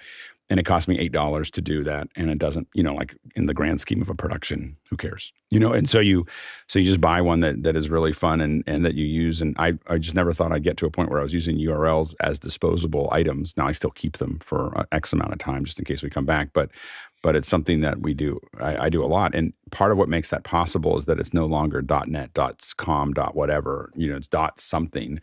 And we use them all the time now. I mean, I probably buy a couple a month at least, that we'll probably never use again. And so I think having a whole hour about that process and how we approach that would be really interesting. Jason? I couldn't agree more. I've bought domain names purely for an inside joke. It is truly just burn once and it doesn't matter, because guess what? I have the domain name, and that statement alone is sometimes worth it.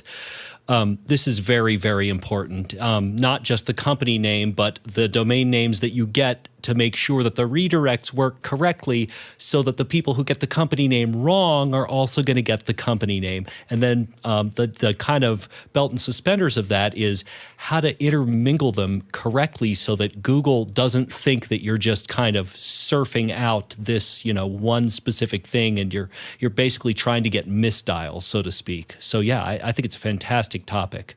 Good point. Next question. Paul Walhus from Austin, Texas writes in, how do you system administration and network management in the age of apps and AI? Alex? Yeah, I think that's probably a Friday one. So once we get into networking and system admin and so on and so forth, I think that moves more into logistics. And so that would probably be a Friday discussion, which we've had other networking discussions on those days. Next question. Jonas Dettel in Stuttgart, Germany writes in a second hour on how to do financial planning and budgeting. All right. Alex. Yeah, I actually think that we need to do more of those. I think that thinking about financial discussions needs to happen probably at least once a quarter, if not once a month, where we're of something related to it, of some kind of financial issue is something that I think would be really useful. And I think that it's, for us starting businesses, like it's thinking about all the things, like how do you calculate your hourly and how do you calculate those bits and pieces would be useful. Next question. Paul Walhus in Austin, Texas writes in, compare and contrast RemotePC, TeamViewer, VNC, AnyDesk, Chrome Remote Desktop, GoToMyPC, and Apple Remote Desktop. And this might have either been mistagged. This sounds like more of a first hour question. I think that it's those are the things that we could do as a subject, and I think again it would come back to a Friday. Subject. This is not a really why, but a how, and looking at those things specifically. Next question. Dave Troutman writing in from Edmonton, Canada. Maybe a day for talking about handling staff levels or hiring against contractors. Alex. Yeah, I think that having a discussion about that would be useful because there's definitely a point where it's really efficient to have contractors, and then there's a point where it's really efficient to have staff, and so I think talking about where we make those decisions, I think would make sense. Jason. Yeah, and especially in lieu of recent California legislative accident? No, I can't call it that. But, unforeseen consequences and how basically that's turned production on its side for the better part of the country. Alex? Yeah, and I think we can stay in a general note. I mean, literally the once most of us figured out, like Uber and Lyft, how to bypass the AB5, it didn't really matter anymore. But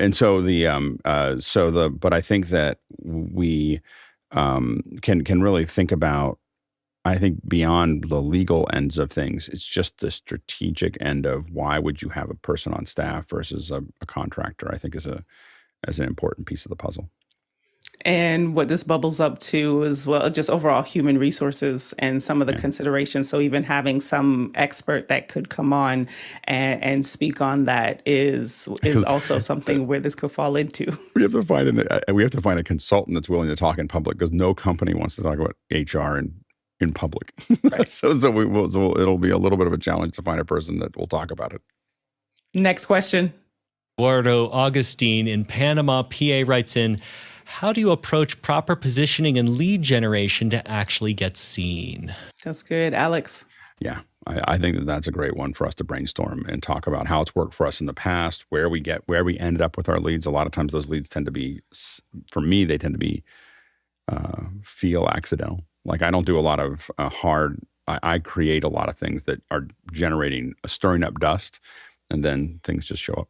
Like for me, I don't really have a way to do that. But talking about what that looks like for me and for other people and how they do it, I think it would be really useful. Yeah, Eduardo, I'm with you. I'm actually going through this process with some consultants of, similar to Alex, things just come naturally and referrals and just because of what we've done. But growing a business, you need to, in my opinion, you need to have a pipeline and how to, fill the pipeline of leads. And so that you can be, for those who want to be more systematic with how you're doing sales and so that you can kind of have an idea about what your cash flow looks like. So yeah, this topic would be definitely handy. Next question. John Snyder in Reno, Nevada writes in, how to have an initial scoping conversation with a client who is seeking to hire you. Jason.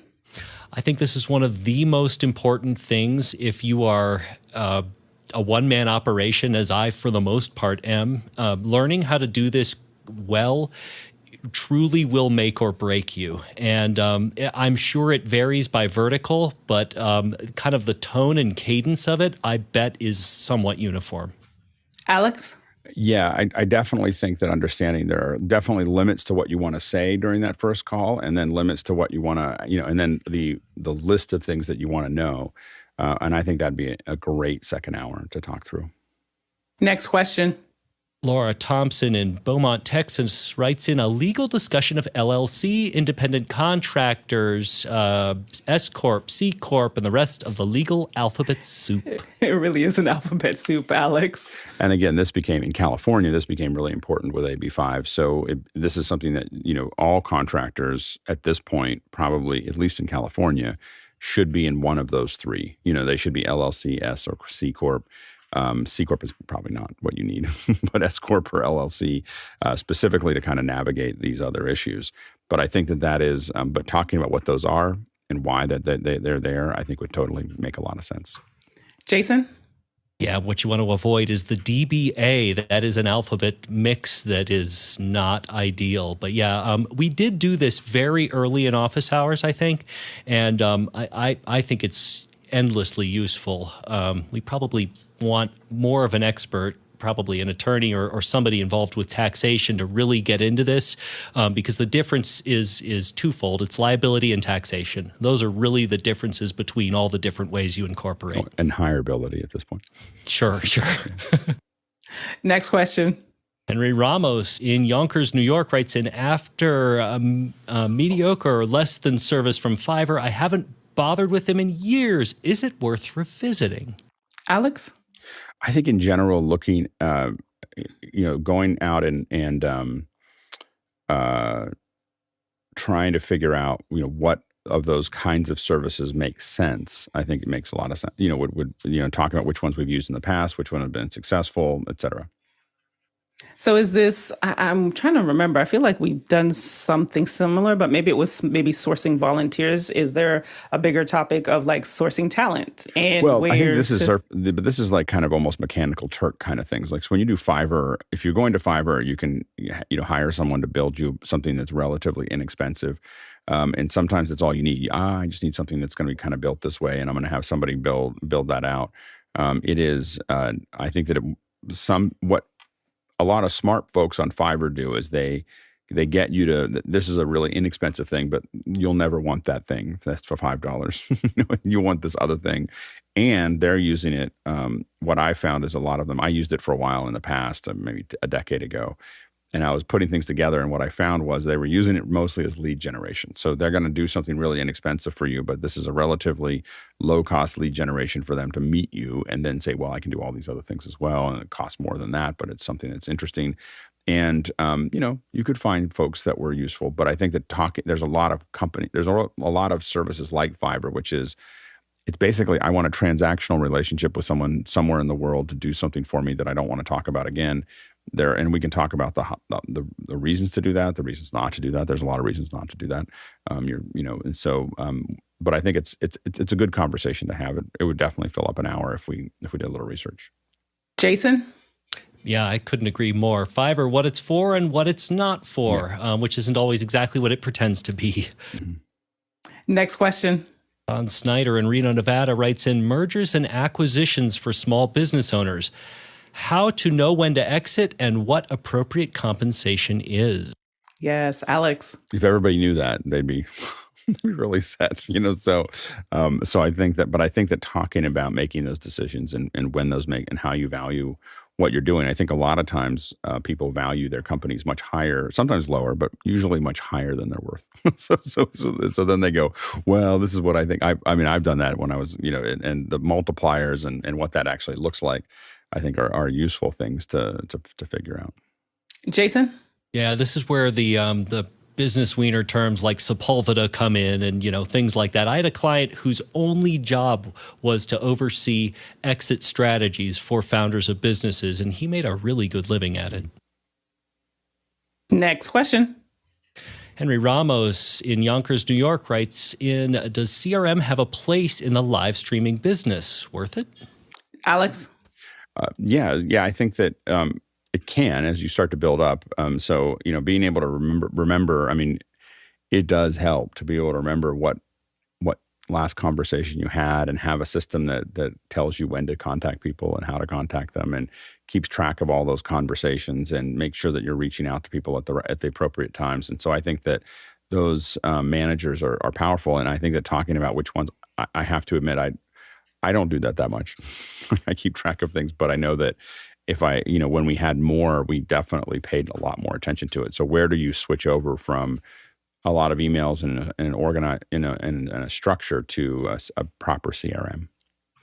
I like this idea because I can liken it to maybe like the Descript.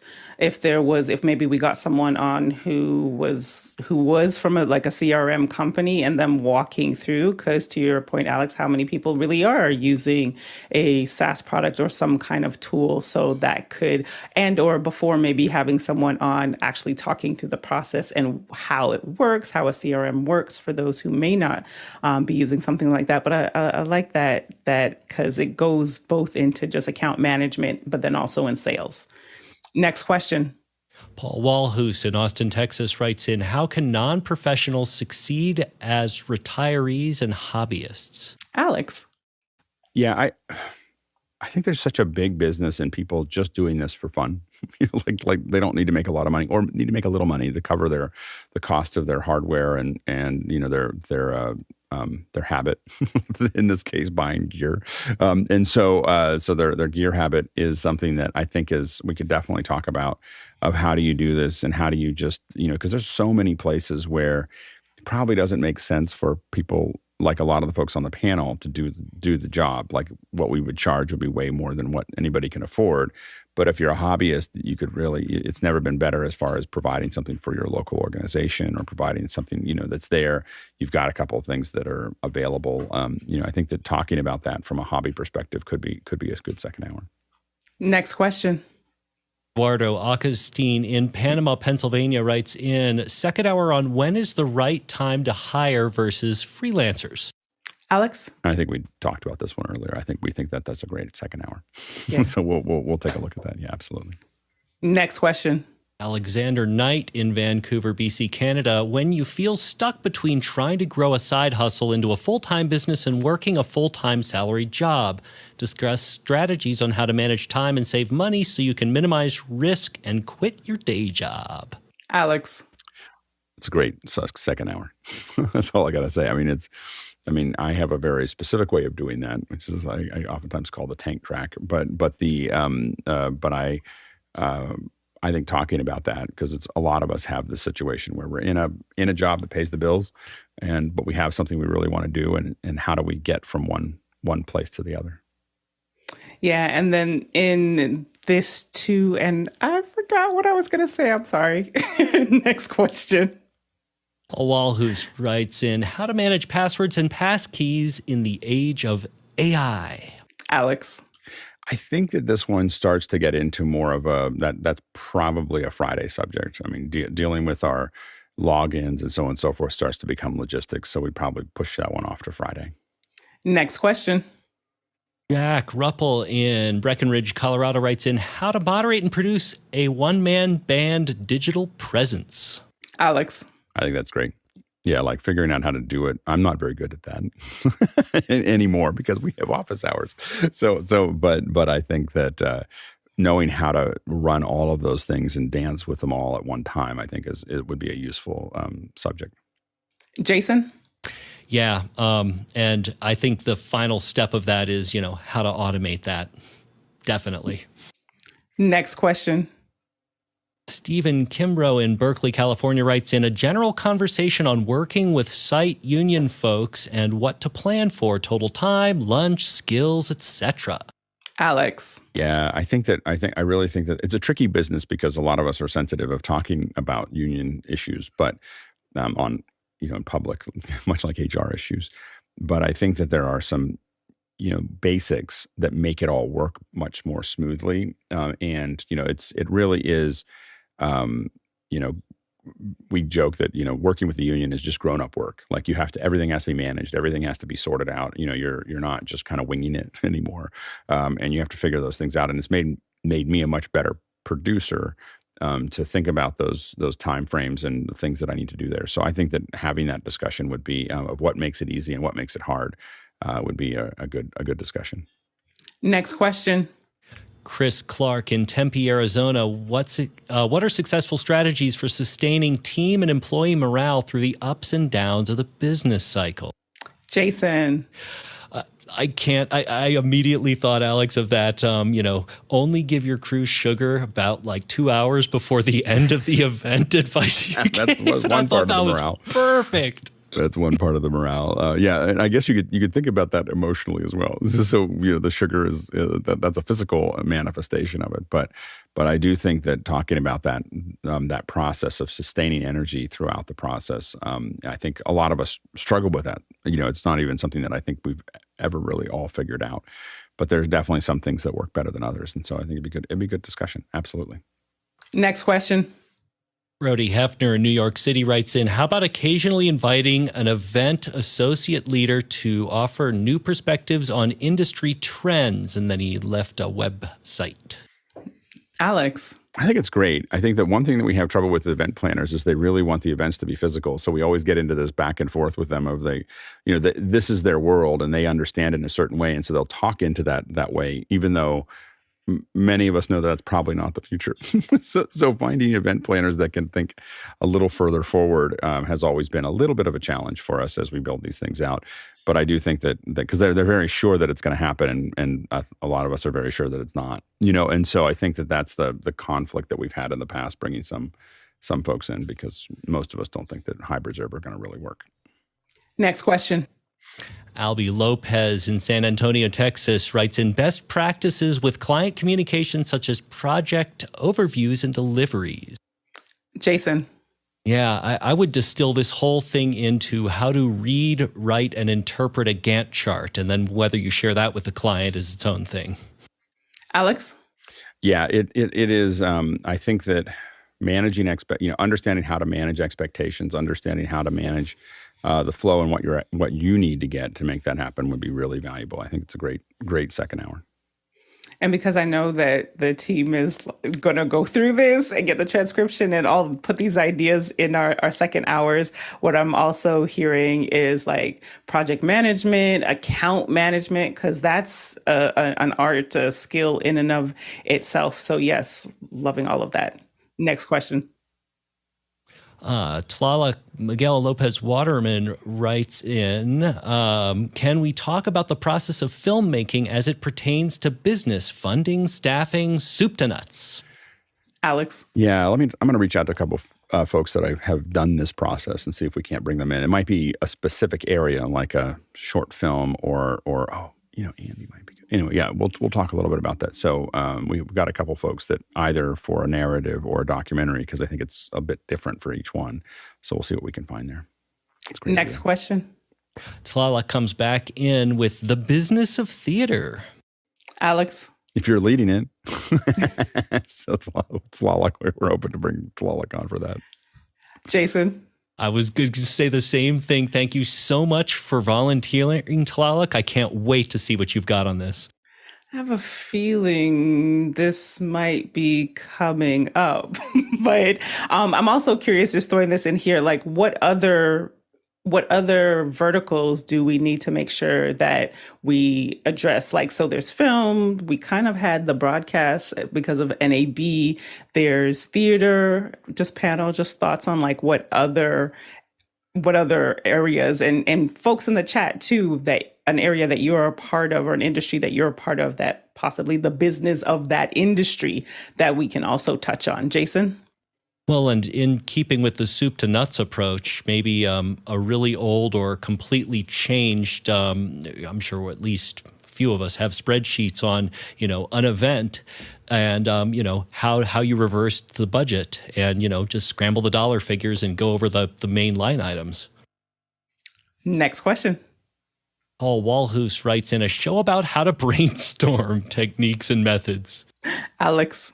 It's a good one. Yeah, I mean, we're brainstorming here, obviously. We have the advantage of having a lot of people that are doing it with us and getting us through it, and we've got a lot of great ideas to build from. But I do think that there is a way to kind of talk to clients about what are you, I think a lot of times it's how do you contain it? So rather than all the things we could do, getting to like, why are we doing this, and what are our objectives, and what are we trying to get out the door? And so I think that's a good subject for a second hour.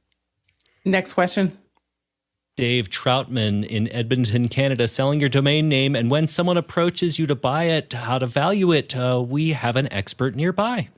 Jason. Oh, yeah. Mr. Preto, thank you so much for volunteering. It's like, yeah, don't you dare. That could be. And then even there's some people that's even like the business, like they squat, even though there are legalities around there. Feel free, John, to jump in at any time. But yeah, just even that process and what that could lead to, that could be an interesting one. John? I'm happy to participate. Thank you. Next question. Douglas Carmichael writing in managing travel. Alex. I think that one starts to get towards a Friday. It's really a logistical problem as opposed to a creative or a why problem. I think that's what I'm kind of thinking about when I think about things that are not computer graphics, audio or video that we might talk about, or education that we might talk about. I kind of lean into is it a how or a why? And so. And I think that probably Friday, this would probably fit on Friday.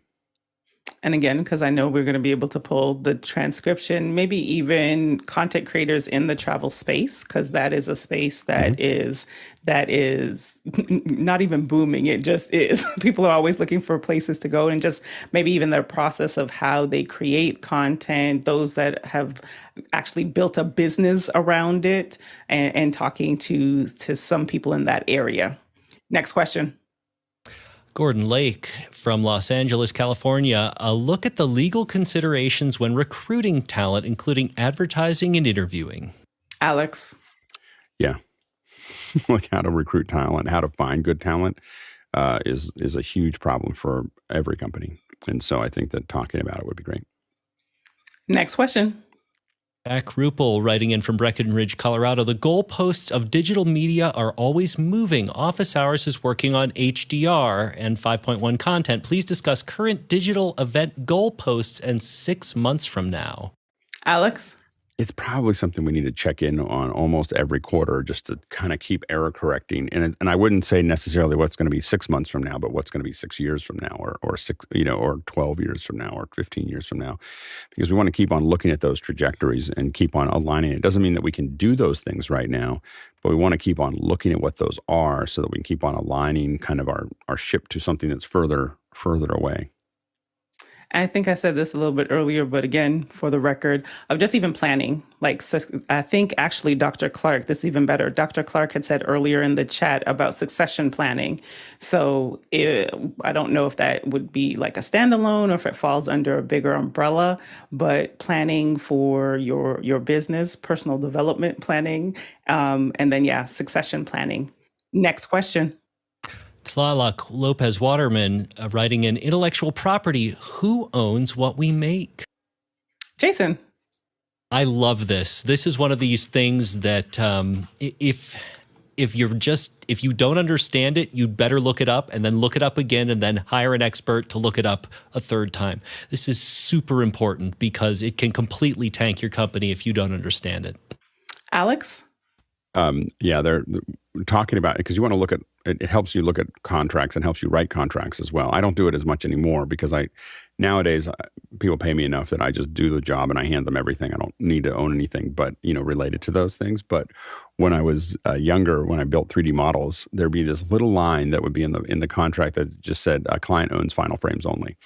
And that's it. It was like this one little line that was like, that was in there. And what it meant was I could use all the 3D models that I built for anything else I wanted to. I didn't try to resell them or do anything else. It just meant that if I wanted to use them in anything I needed to use them in, or I wanted to use them in examples, or I wanted to use whatever I had. I had this huge library of things I was building for clients that I could leverage. And it was something that no one usually noticed, like that it went through, because they didn't think about why would you need those. And usually, again, those are the things that like understanding what a short line that might mean something, and clients can do that to you as well, like say certain things that you want to pay attention to with intellectual property. And so, definitely worth checking out. Next question. Kyle Heyman in Chicago, Illinois, writing in determining and finding your audience and market. Jason. I would add to that being flexible, because you might not actually have the best idea for your own market. The flexibility is the important part here. Sure, have your own ideas, but pay attention. Alex. Yeah, I think that'd be great. I think talking through the idea of finding those. I think what we want to do there is find an expert that's really good at that, though. I mean, I've got some friends that might come on that this is what they specialize in. I think a lot of us can talk about it, and I think we can do some stuff, but I think bringing some folks on might be useful too. Next question. Tlaloc Lopez Waterman writes in a single word, copyright. Yes. Alex. Yeah. I think that's, I think it'd be good to talk about it. And again, we need to find a lawyer that I think really understands it to really bring it up, tie it all together for us. Go ahead, Jason. I would add, because again, depending upon how detailed you want to get into any particular part of it, I feel like the first part of copyright is what is and is not a copyright, and when you need copyright, and when you need copyright and trademark, and what the difference between a registered and unregistered trademark are. Simple stuff, but it's a 5-minute talk from someone who's good at it, and it will save you a lot of grief. And just to add to that, like, as you said, trademark, patent, just some of those other legal areas that would impact our community. And I think that those are 3 different ones. Copyright, patent, trademark are 3 different hours. Yes, all for the transcription. Next question. Jack Ruppel in Breckenridge, Colorado writes in, how do you leverage new hires' outsider status to get out of the way we've always done it rut? Alex? That's my primary business, is to be outside of that process. So I think that'd be a great subject to talk about, both how to be that person internally, as well as how to find those folks, and also how to understand where you fit into the pipeline. We always joke that, I've been a contractor for many of the top very large companies. And I always tell people that work with me, I'm like, we're the red shirts. Like, when we're going to the thing, you have to remember that we're creating the new things. But if something goes wrong, we're the red shirts. From Star Trek, we're the first ones that'll go. So understanding where that is and what you have to do to manage that, I think, is important as well. And Alex, is kind of a follow-up on this. Is there a topic, or second hour, maybe around like a global, like what that looks like, since there are so many distributed, like NAB was having people across globe. What could that look like?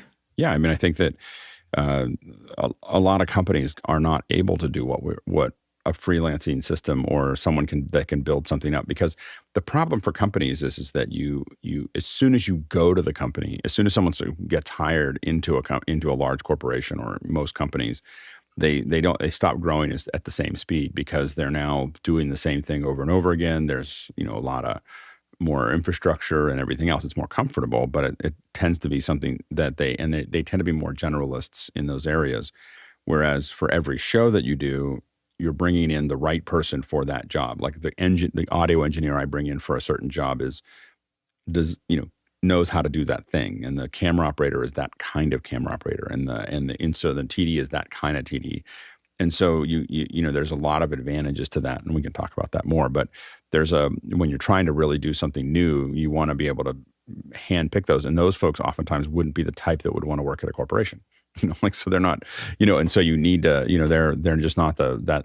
And so I think we can talk, I think, sometimes about the symbiotic relationship between having in-house staff, which is super important, as well as external freelancers that help you specialize for a given project and scale up for one project and scale back down again. And so I think that those are things that are useful. Next question. Tlaluk writing in, pitching ideas, how to make this work. It's the key to making things happen. We can't create in a vacuum. Jason? Yeah, this is this, especially when you're just starting out, how much to give away, the structure of, of what you do here. I tend to do it probably very differently than a lot of other people would. But, again, the strategy behind this is one of my favorite things to do. I love pitching ideas. Alex? Yeah, I don't know where we talked about it a little bit on Tuesdays, and we've talked about it on Saturdays, and I don't know where pitch decks or building a deck fits in. I think pitch decks might fit into Mondays of really what does it take to put a pitch deck together. It's something I do generally on a weekly basis. So I'm thinking of this even as maybe even a little bit broader, again, going back to the startup part of my brain of even preparing like what that pitching process looks like, maybe even there from beginning to end, not the focus on the deck itself, but the steps that you need to take to even get your idea. Is it getting your idea internally? Because we do have a lot of people who work inside organizations. So how do you pitch something that is innovative? And then the external side, so the pitching process to a client, a brand, spitballing off of that. Jason? Yeah, it occurred to me, I have one that I did for a client who was pitching to Porsche, and I'm pretty sure that I could at very least share the bubble diagram, right? The way that it was sorted. The final pitch deck, I don't really want to, but the way that it was chaotic to begin with, and then the way it was kind of honed in is way more than the deck itself. Right. Next question.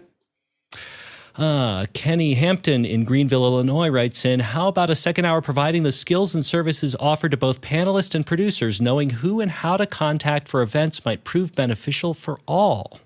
Alex? We can. I don't know if that would be a super popular second hour. We can do it. We can talk through it. It's hard to define. So it turns to be kind of a speaking through your resume kind of thing. I find how I figure out what anybody does is I do stuff with them. So that, when we're doing stuff, while NAB is a great thing to cover, and doing office hours is a great thing to produce. What I'm also getting to see on the back end is who's doing what and what do they like and how does that look and everything else. And so I think that the best way to figure that out is to be involved in things that are in office hours. And when people are picking things up is to, that's how a lot of us and we can talk about this as far as staffing goes, but many of us only staff people that we know or somebody that we know knows. And that's why being on projects is so important if you can. is that we interact. I very rarely hire someone because I heard that they were good at something, like randomly, or that they said that they have a website that looks impressive or anything else. 99.9% of the people that I hire are someone that I know or someone that I know knows. And so being part of a production network, and that's part of the design around office hours, was to build a production network where we're doing lots of things together, so that we can get to know each other. Next question. Jack Ruppel writes in, cutting edge USDZ workflow, software integration and pipeline. Jason? This subject is near and dear to my heart. You will never have to twist my arm for this one. I'm not sure where it fits exactly in the cadence, but oh boy, can I talk about this stuff. Alex? Tuesdays will be the days that we talk about this. And obviously after June, we expect to talk a lot about it, probably at least once a quarter, if not once a month, maybe once a week for a little while. So it depends on what happens in June. But Tuesdays will be the day that we talk about USDZ. Next question. I think that's the end of it. I thought I saw. Did I miss one? It could have been me seeing a post or channeling something coming in. Well, producers, thank you so much for all of your questions, your questions, your suggestions. And remember, in Discord, we have a channel that is dedicated to second hour. So if something comes to mind after the show, feel free to put them in there, because we're always looking at how we can best serve you. To our panelists, thank you so much for your insights and your feedback. And of course, to the production team, thank you without you, this would not be possible. I just want to highlight that in the email that you received today, for those of you on the email list, that we have already announced volunteers for Cinegear, for the Cinegear production team. So that's going to be June 1st to the 4th. So go ahead and sign up. Alex, I don't know if you wanted to add. Yeah, we're pretty excited about it. So, I think that I really felt like NAB was a huge success. We learned a lot. We produced a lot of great content. I will say that even with all the little bobbles around audio and everything else, I looked at a lot of other NAB coverage, and I think we stand pretty well in that area. And so we're going to look at where we can turn that up a notch or two. So we're working with some manufacturers. I'm coming down personally for it, so I'll be there on both Friday and Saturday for the coverage. So I'm looking forward to meeting everybody that comes and as part of that team. So there will be some posts. We're going to work on getting a better post process working, so that we can upload more things for folks to work on offline. So there are opportunities that are going to be offline and opportunities that are online, both part of the live and post. And so if you're interested, go ahead and sign up. And remember, Brainstorm is happening all week. Tomorrow, it will be brainstorming graphics. Head over to officehours.global to learn more about our schedule this week. And I cannot forget that the Taluk Traversal, we've gone 127,341 miles. That's 204,934 kilometers. That's more than 1.008 billion bananas, 5.1 times around the earth. Thank you all for watching, and we'll see you next time. Bye.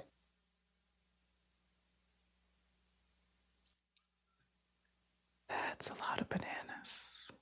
Just had a potassium overdose. I'm going to need some antidote. Okay. That was great. So many. Thank you, producers. That was really helpful. You have no idea how helpful that is for us.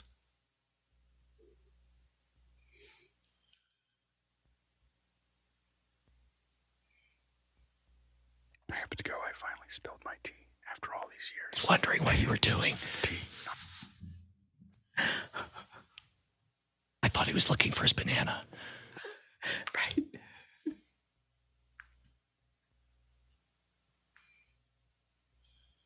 Alrighty, y'all. Thank you. Bye-bye. Thank you.